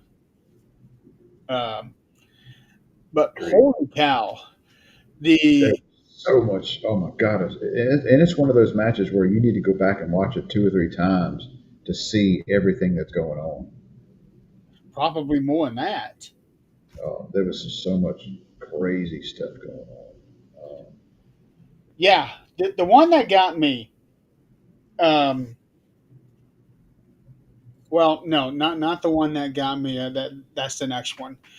The crazy thing about what they did was people jumping on tables from the four corners in succession. Yeah, I mean And everybody one was of those going through times, I tables. think Wade Barrett said, "Better check on Montez Ford. I think he's dead," or something like that. Yeah, Remember hearing that one? it's yeah, it was just a wild, wild match, and I like the fact that you get to see at ringside the Dudley Boys and the Hardys. Yes. Yeah. The reason they were there was because this was the 25th anniversary of that first ever TLC match. Yeah, if you didn't watch any other match, you I don't know if Chris watched this one. No, if you didn't watch any other match, you got to watch that one. And like I said, I need to go back and watch that match again. Yeah, I think he was watching night two. He just wasn't able to watch night one. Um, I was expecting Wyatt Six to win, but when you have six teams in there, anything can happen. Anything is Well, possible. you think about this, you got six teams in there, but you also have outside people associated with the six teams coming in trying to get belts.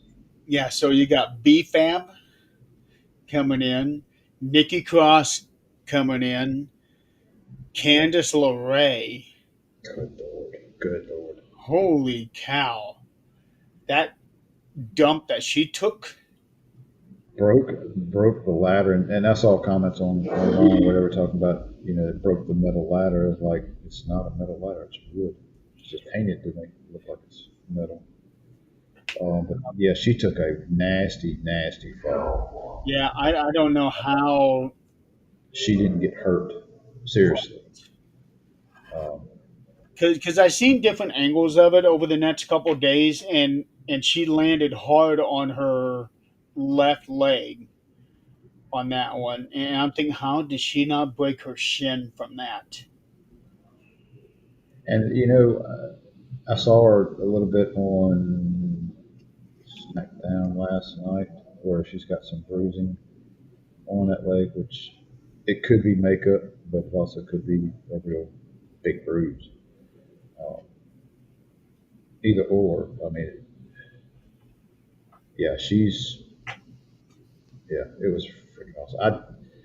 Not to get off subject, but I saw a video somewhere of Penta, or they called him Pentagram, and Chelsea Green. I, Oh my dear Lord, that was a damn good match. Chelsea had actually been trying to get them to let them do that again in WWE. It was, and I never knew Chelsea was that talented far as, her in ring ability, because all I see now is jokey, bull crap. She's good. She's, she can bring it. Yeah, she's good. I've seen some of her stuff. She can go. Yeah. I got a new respect for her. Yeah, Yeah. I Ever I just love her work. She goes out there and makes herself look like an idiot, but she's enjoying it.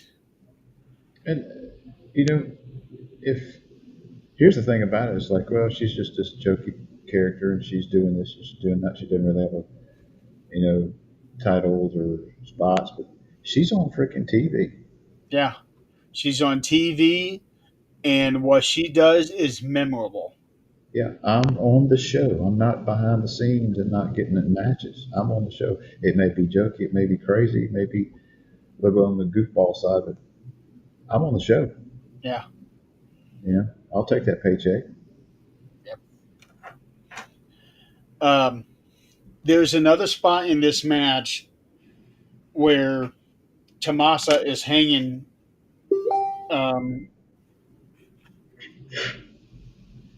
Amazing. That's Canadian for Chris Canadian. sent us the thing about Candace.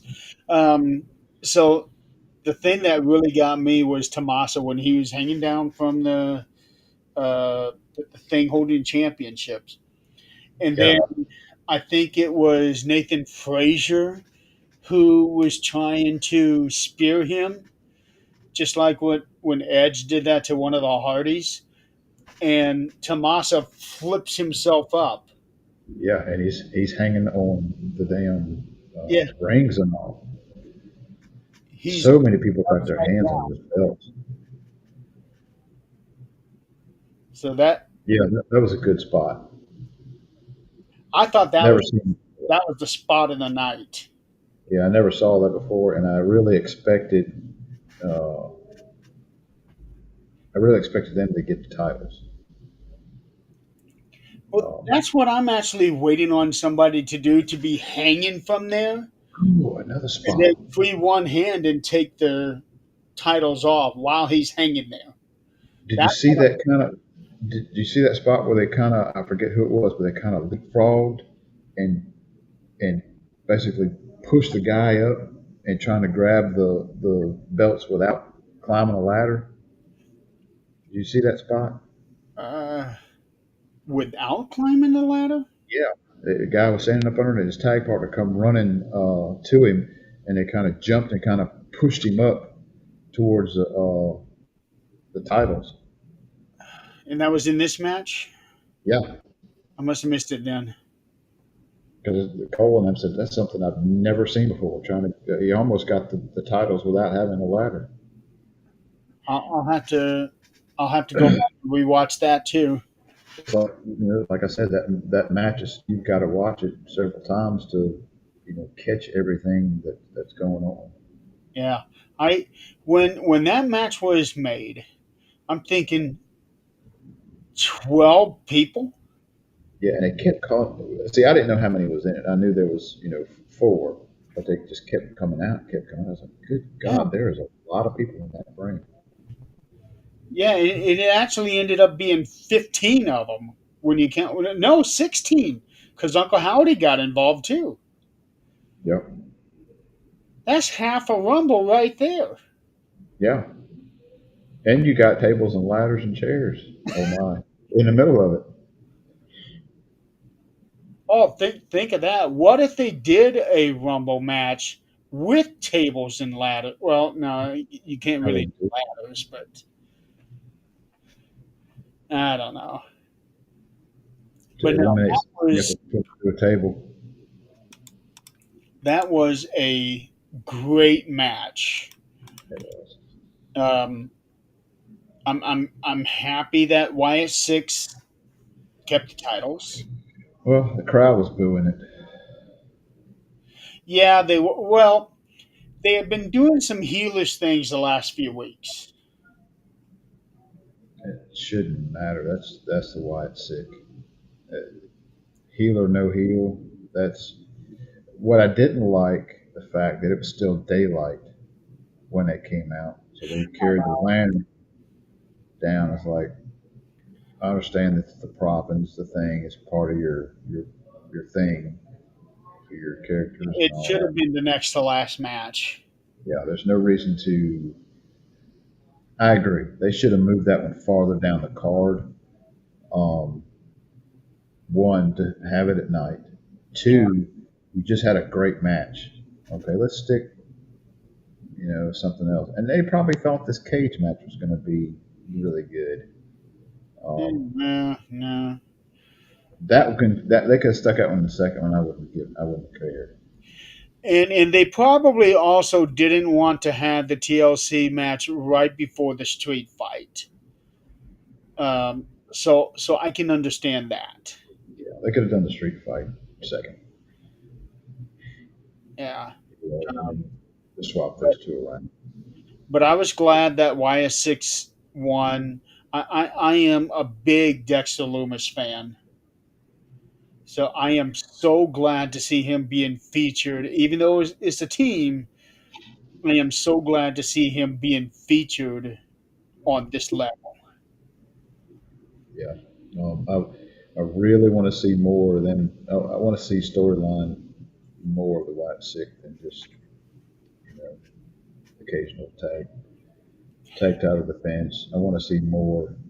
I think we will, Um, especially with Alexa and Charlotte. If they end up jumping over like what we're speculating, and I would love to see that because that would be totally against everything we've ever known about Charlotte. right. And there again, I want to see the Alexa. I want to see the dark Alexa. Yes. Don't dress like you're dark and you're not really dark. Right. Yeah. Next match. Boy, this was a doozy.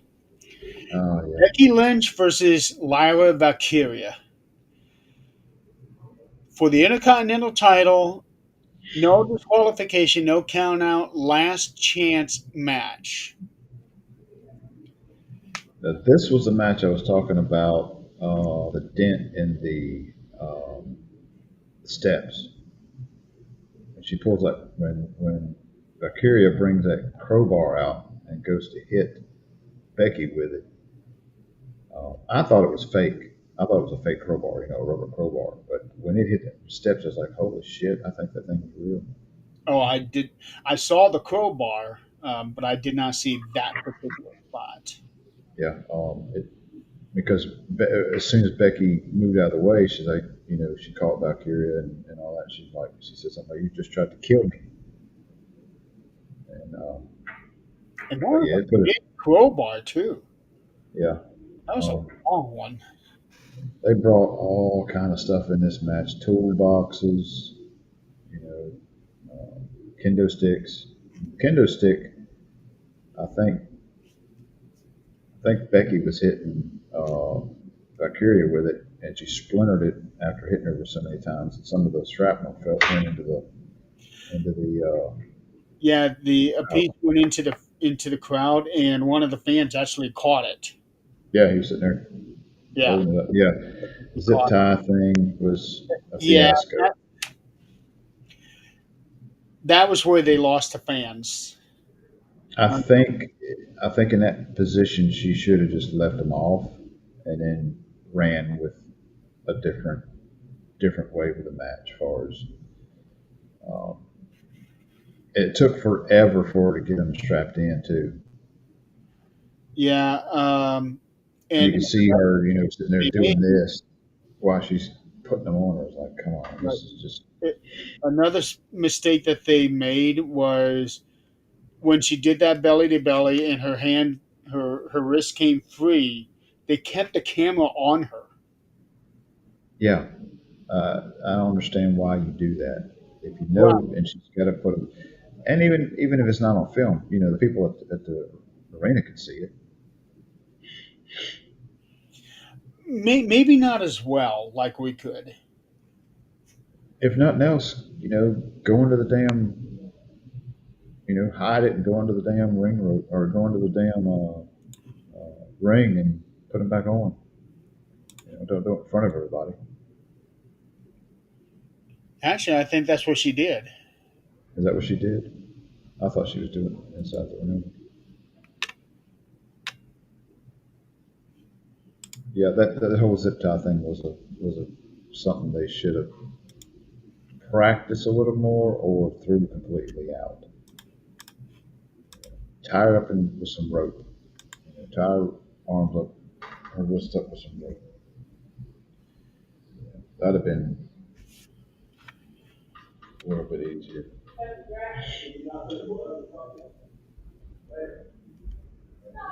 Yeah, Yeah, and she kept spraying the extinguisher too, and it wasn't nowhere near Becky. yeah, I saw that one too. They The entire layout of the match was great on paper. Wasn't executed good. Yeah, the poor execution. Um, let's see, how long was this match? This match was 25 minutes, and Now about halfway she, through, the crowd was just dead. because of your botches that you can see, it's like, all right, Right? this is. We know it's scripted. We know this isn't real. We know it's like, but this is like you're really making it easy for us to not get into the match because we see the mistakes. Yeah. Uh, When she got the strap put back on her, it was done too tight because she had to go underneath the ring to get them cut off. yeah, yeah, Um, and then another thing, what there at the end of the match was I did not hear a loud ovation for when Bailey came out.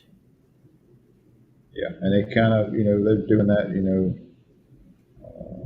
keeping the cameras off of it. And there was one shot where Valkyria comes off the turnbuckle and lands on Becky and maybe Bailey.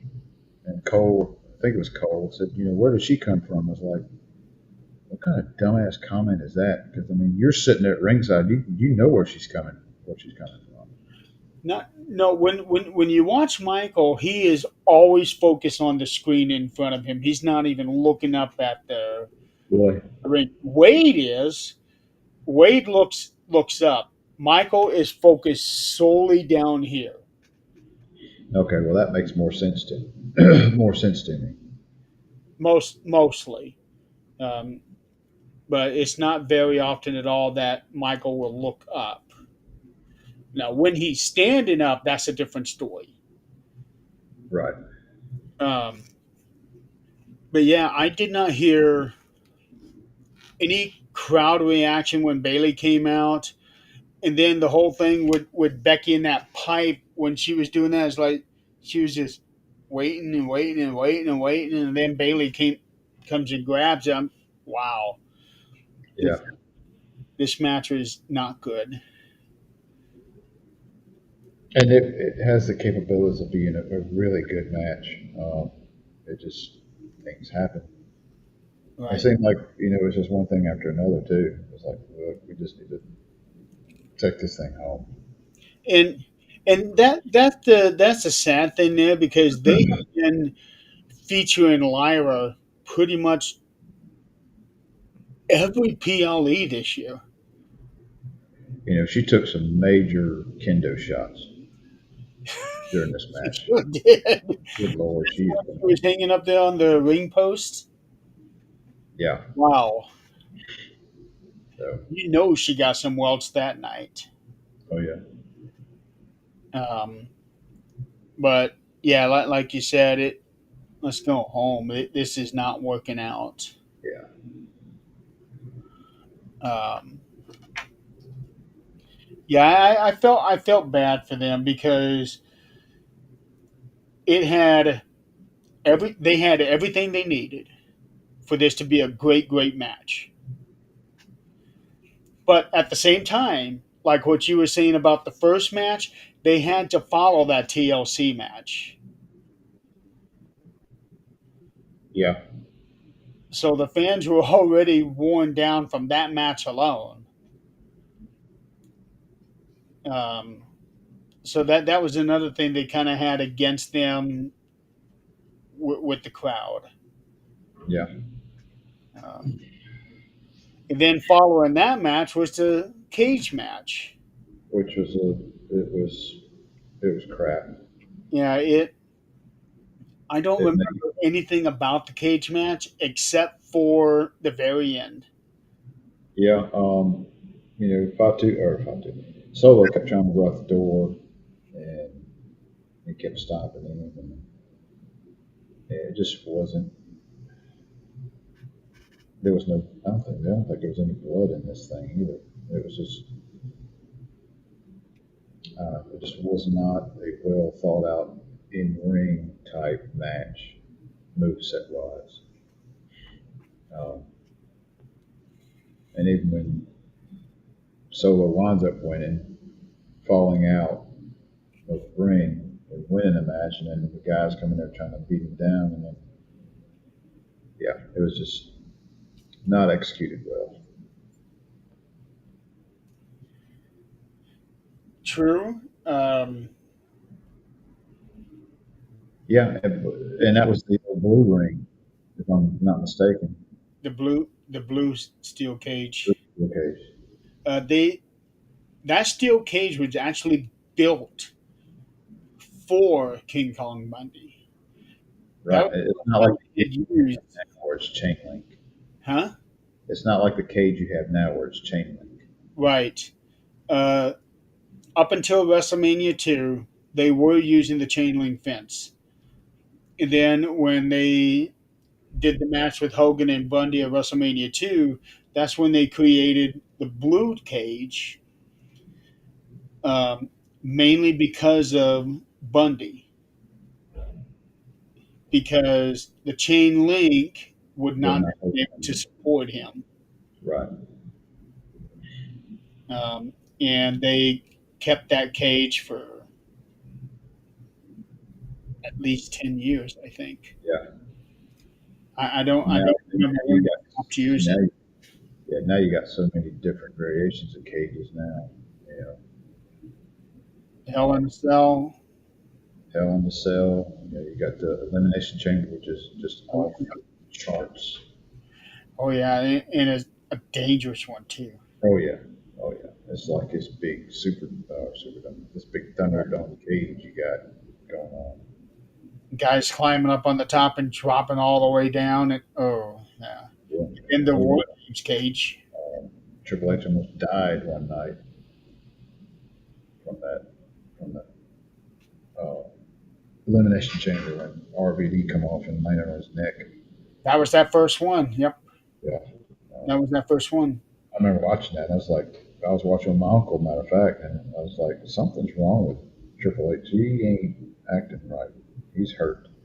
Yeah. Of course, you find out he went to the hospital right after the match. Yep. So I, somebody is going to get seriously hurt, especially EO, because they keep putting her in that War Games cage, and Doing crazy stuff. yeah, I am scared for her because she keeps doing something with that damn trash can. I Her, hope they kind of, I hope they kind of shy away from that. I do You too. know, Her luck is now, her luck is going to run out. Damn. and it's so much like you do it the first time and you're like, holy shit. It's like, wow, that was just Yeah. insane. It's kind of waters it down a little bit when you keep doing something Right. with it. Damn. I almost got a Charlie horse in my leg. Trash can open barbed wire. Good lord.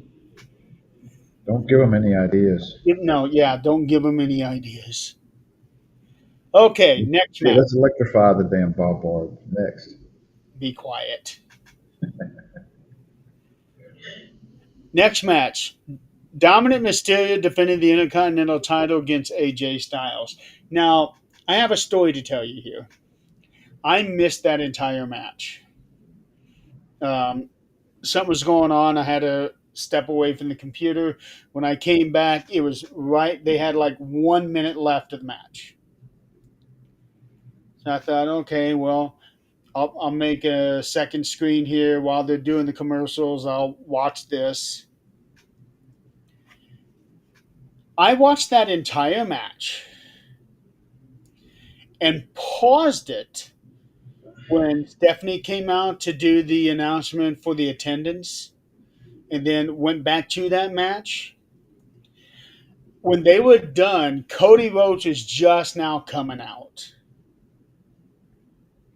they had that much time in between the matches that I literally watched AJ and Dominic go at it during the advertisements. Yeah, and that was It 10 was, minutes and 45 seconds. yeah, To me, it was a decent match, but it wasn't that great. I do. I mean, the crowd is behind Dom, they are. um, But they and I were love also behind AJ because of his tribute to Eddie. right. Yeah, that was a big thing. I thought Yeah. that was really, really cool.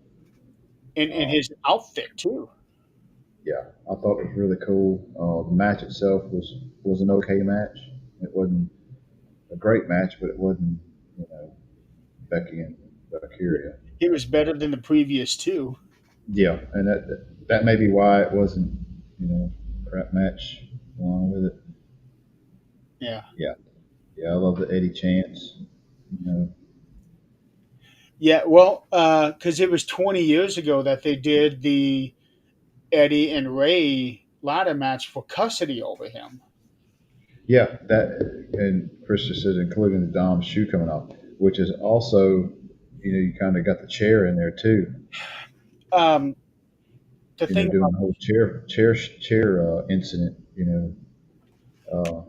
I enjoyed that part too. yeah, the chair was hilarious. The thing about the shoe, um, AJ acted shocked that the shoe came off, and then Michael was saying something to that effect, but you can clearly see him Unzipping it. working on that shoe to get it off. Well, that too, and Dom had it showed it later in a replay where Dom was unzipping the boot where it would come off. Okay, I did not see that. You I didn't see didn't that? see any strings at all. Yeah. He I showed him on the replay right before that move set came in where he was what was he doing? He was figure It's four or I'll have to something. go back and rewatch that one too. Yeah, you could see him unzipping that boot right before that next move set come in Okay. because Cole said something about it. Yeah, that whole thing was a tribute to Eddie. I think it was really good. Yeah, it was. Well, it was 20 years ago that we lost Eddie. Yeah, It'll be 20 years in November when that he died. Hard to imagine he's been gone that long already. yeah, it is. I wonder where Chavo Guerrero is now. Uh, I had read that he had signed with WWE because they're planning on doing some kind of angle that involves Chavo and Vicky. Was Vicky there at SummerSlam? Did I Not see this year. her this one, or it was the last PLA where she was there? Maybe Well, it was she was at WrestleMania. Evolution. Yeah, where she was saying "Excuse me." Yes. Yeah, Yeah, she was at Evolution. But I had read that they're planning on doing some kind of a story with Chavo, Vicky, Dominic, Ray. I think they're waiting on Ray to come back because he's 50 years old now, and he had said at one he's time older that than he Vicky. planned on retiring at 50. Fuck, I'm older than Vicky Guerrero. Are you? Yeah, if she's 50, I'll be 54 next month. Wow. Okay. Damn, you're old. Yeah, now you see why I'm freaking hurting tonight. Oh, I get that. I get that. Okay, last match. John Cena versus Cody Rhodes. First of all, much, much better than what it was at Summer WrestleMania. I'm going to go out on a limb, and you're probably going to disagree with me, but I think that is the match of the year. of the year. Yes, that Ooh, is one of the best matches I've seen in a long time. Uh, it was just that dang good. it Uh, it constant, was. the constant near falls. It was just it kept you on the edge of your seat. Well, that's something that I have read that a lot of people did not like because they kept, the Finishers, crossroads and the AA that like Cody kicked out of like 10 AAs, yeah. including the one from the second rope. That one I didn't agree with that spot. Yeah, When you're up on the top rope and you still get that. Um, yeah, I'm with you, Chris. The only thing I hate about right. spamming finishers. Yeah, finishers a finisher. It's now you got to look at it. It's different now. You know, everybody's kicking out of one or two finishers, I but know. usually after the third one, you're done. This was all the way through, the match. But I wish they wouldn't let them do that. I don't. I still stand by what I said. I think this is a match of the year. Storyline wise, I didn't like the whole quick babyface turn of Cena, and then leading up this match. And It makes now, sense now. yeah, it makes sense now with Brock, but it Yeah, was too fast to me to turn babyface that quick, and then you're in the match and you but don't do anything heelish. You think know, about that. That is how good John Cena is. and and I don't like the fact storyline now. 1 week later, you got them in a tag match together. You know, after all the bullshit over the months Yep. of them two being at each other's throats and this and that, it was like, it's not that damn quick. Come on, you don't forgive that damn quick. Uh, I Yeah, like the it teaser says that they did. I like the teaser that they did at the very beginning when they started playing John's music, and it was still that black.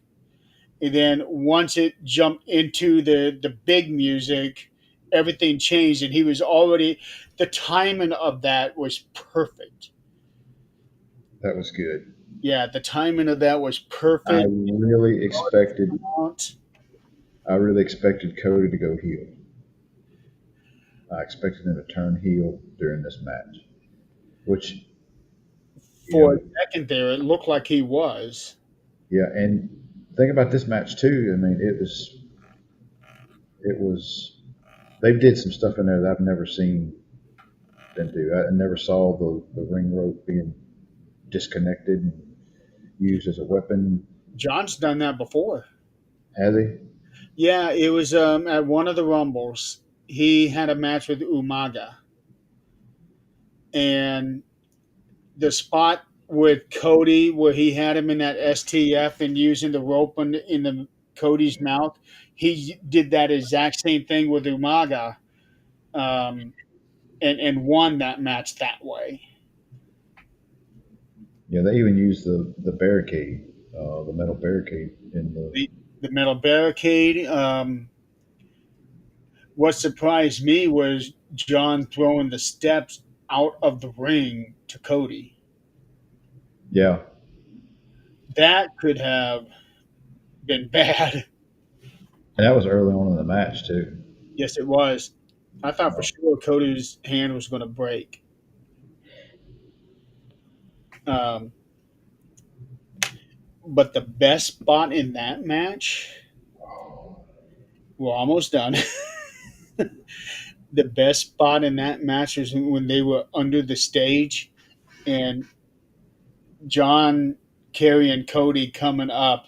The lighting and everything, that was holy cow. That is an immortal moment. right. I wish it had done more towards the end of that with that whole spot. I thought that was a really good spot. I thought he was. Well, he did end up carrying him to the ring. Yeah, he carried him a long damn way. I mean, Yeah, I would have, kept hitting him towards the ring instead yeah, of just carrying him that far. Um, and look how far he threw him with the AA there on that ramp right after they came up from the elevator. mhm. Well, you're already, oh, excuse me, you're already, downhill anyway. Yeah, Um, still that was quite a way. So John is still strong as shit. yeah, I'm seeing reports whether it be true or not of the reason Cena's retiring is because he's got some kind of major injury because of um, the years of taking the shots. It's like walking hunched over a little bit, and this and that. I haven't heard anything about any major injuries. I just remember him. I think it was with Stephanie that the reason he's retire is that he can no longer keep up on that level. Right, and it's understandable. Yeah, with his Yeah, age, I understand it. but on that match, it was Cody trying to keep up with him. Yeah, I understand it. Well, your mind still wants to do things that your body can't or doesn't need to do anymore. Yeah. Um, Let's see. John's 48 years old, so he's he's pushing 50.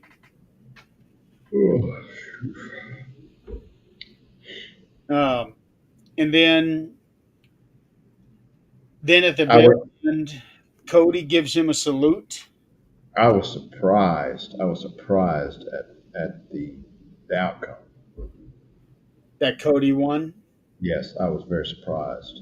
I was too, I didn't see that coming. and I thought for sure one of them was walking out heel.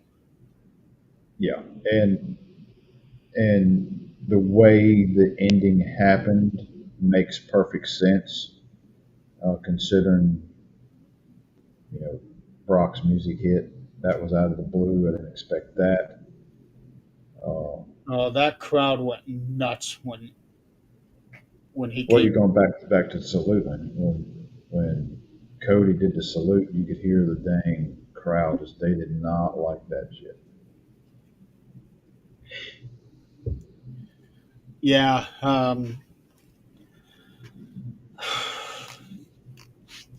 I'm still not 100% sold on Cody being the guy, but he's a workhorse Yeah, everywhere. But to me, he doesn't have that same kind of aura as John or Roman, Steve, Hogan. He just, to me, I just don't feel that in him, much like you don't feel with Karrion Cross. I still don't feel that with him, but I see it. it's going to come to a point where the crowd is going to get bored, like they did with Hogan, Yeah. and it's going to be a reinvention of Cody's character. He's going to have to go. He's got to turn. Yeah, but for the time being now, it's okay. Where does Cody go from here?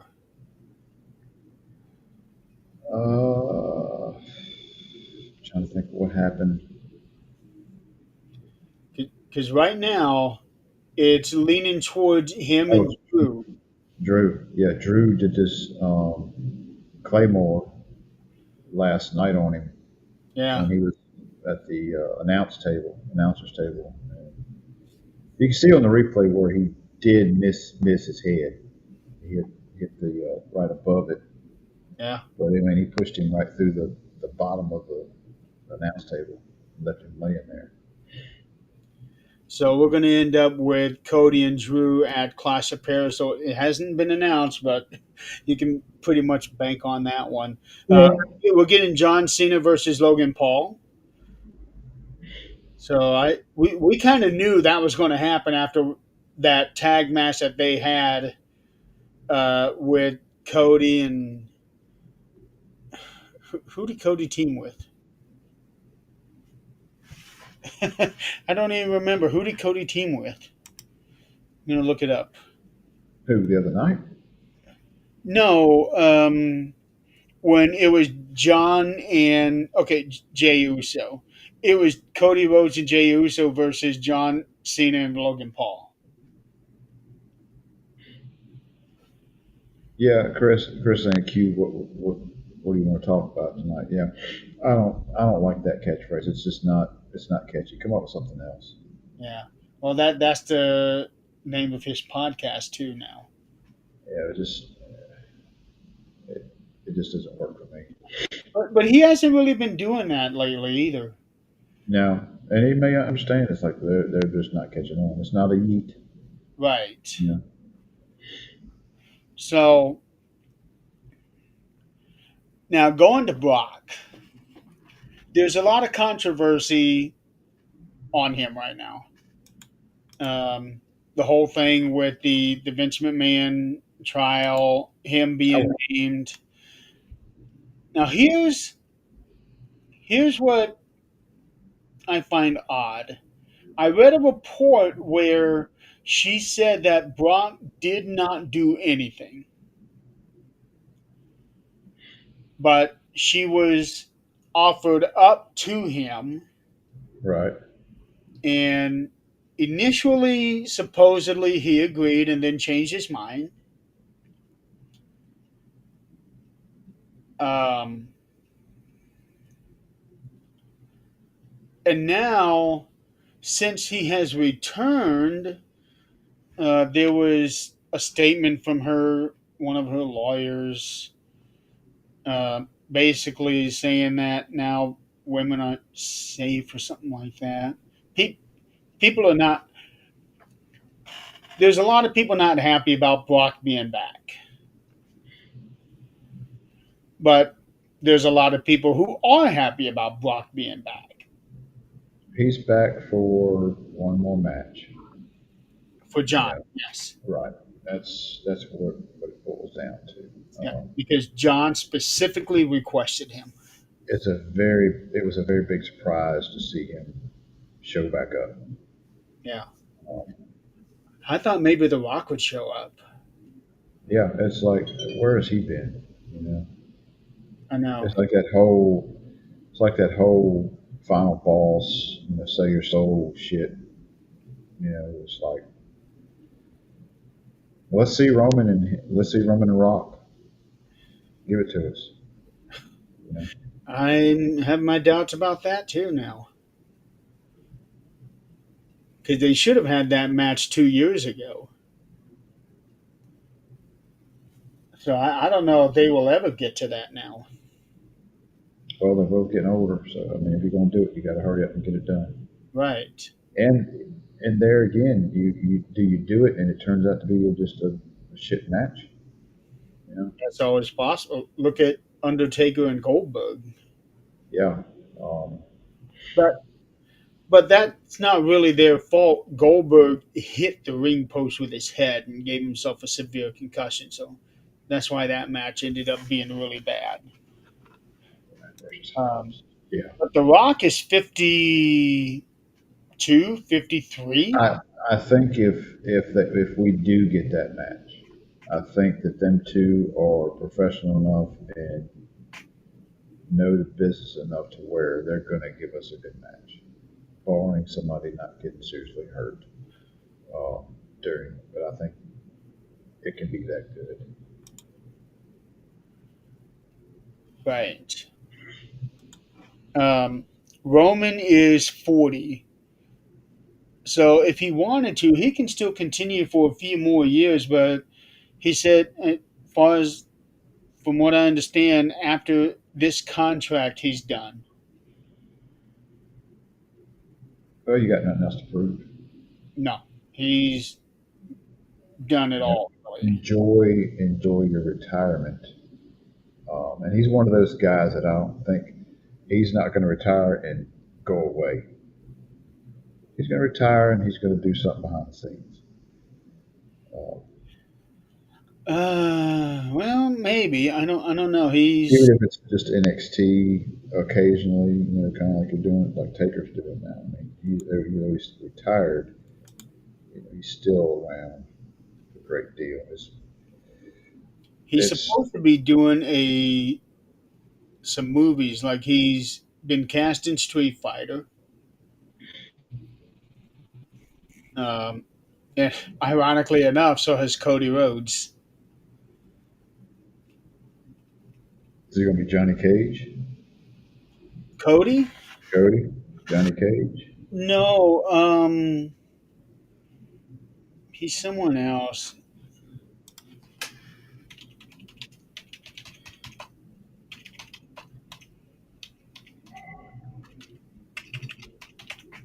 He is going to be.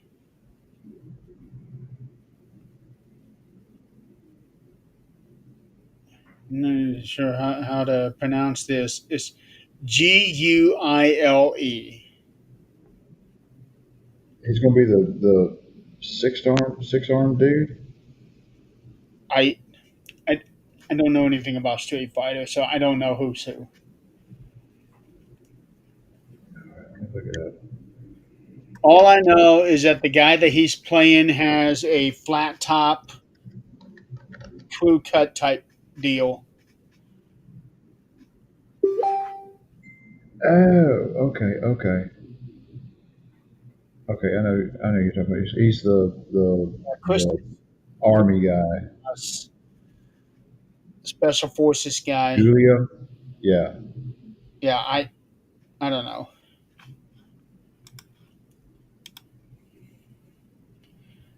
Um, but supposedly Cody's role in that movie is minor compared to what Roman's role is. I guess. right. Well, he's got the title, so it's just going to be one of those. Yeah. Um,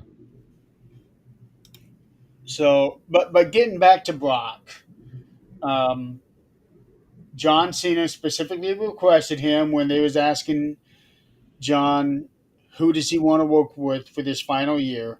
So naturally, I'm sure he requested CM. Well, supposedly he said, "Just give me who you want. I'll work with them."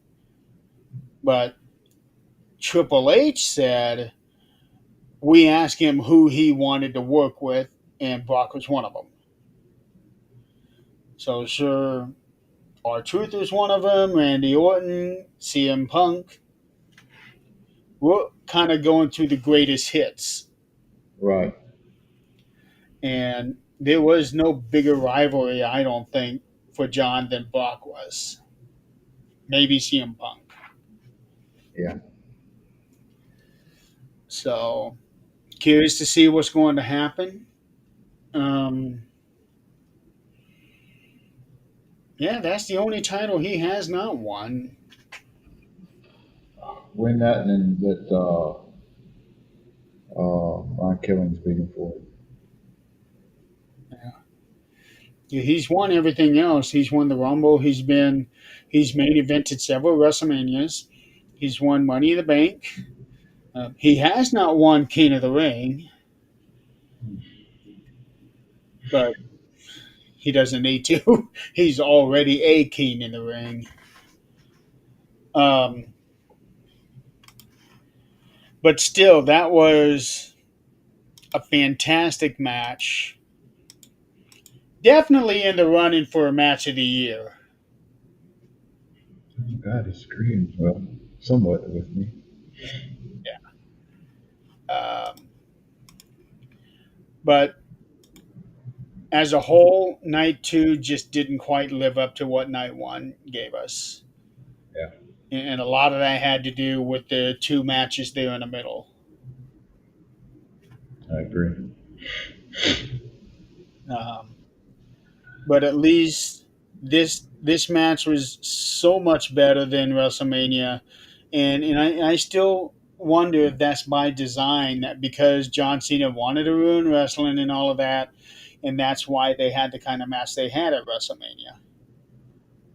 make it a bad match, and then have the rematch and just blow everybody away. Oh yeah, yeah, it was good. So, oh wow, it's 11:50. Shit. Yeah, I gotta get into bed. Yeah, I've still got to get my writing done for the day. Holy shit. Yeah, well, I'm almost done. So probably 30 minutes and I'll be done, if that. So, do you want to announce the Hall of Fame thing? Yeah, so we have been talking about doing this Hall of Fame for a little while, and we decided that Hulk Hogan should be the one to open it up. Yep. And the time in here is perfect. We're going to be doing it on Monday, the induction, and Monday also happens to be Hulk Hogan's birthday. So it just made perfect sense there. And then after that, we're gonna figure out what we'll do later. We haven't come up with a criteria yet, but we're gonna be throwing some ideas around. Oh, I would have got a pick, for myself. I think somebody that would deserve to be in there. And I'll discuss that with you. yeah. Um, Like but like let's both come up with a list of, say, let's each come up with 10 people, okay, and then if there's anybody that we both agree on, we'll go with that. Mulkey okay, Brothers. I heard of them. do it. Mulkey Brothers. They're like the worst tag team ever. I haven't heard of those guys. Look them up. Look them up. Okay, well, we're going to call it a night. Thank you, Chris, for playing along with us. And, I guess we'll be back on Monday. Chris and Kate came in. She came in for just a little bit. Yeah, catch us Monday. That's right. Kate did come up. Um, great jobbers. Yeah, I guess that's one way of putting it. Mike Boyette. Yeah. All right. Well, see you on Monday. Have a good night. Good night, everybody.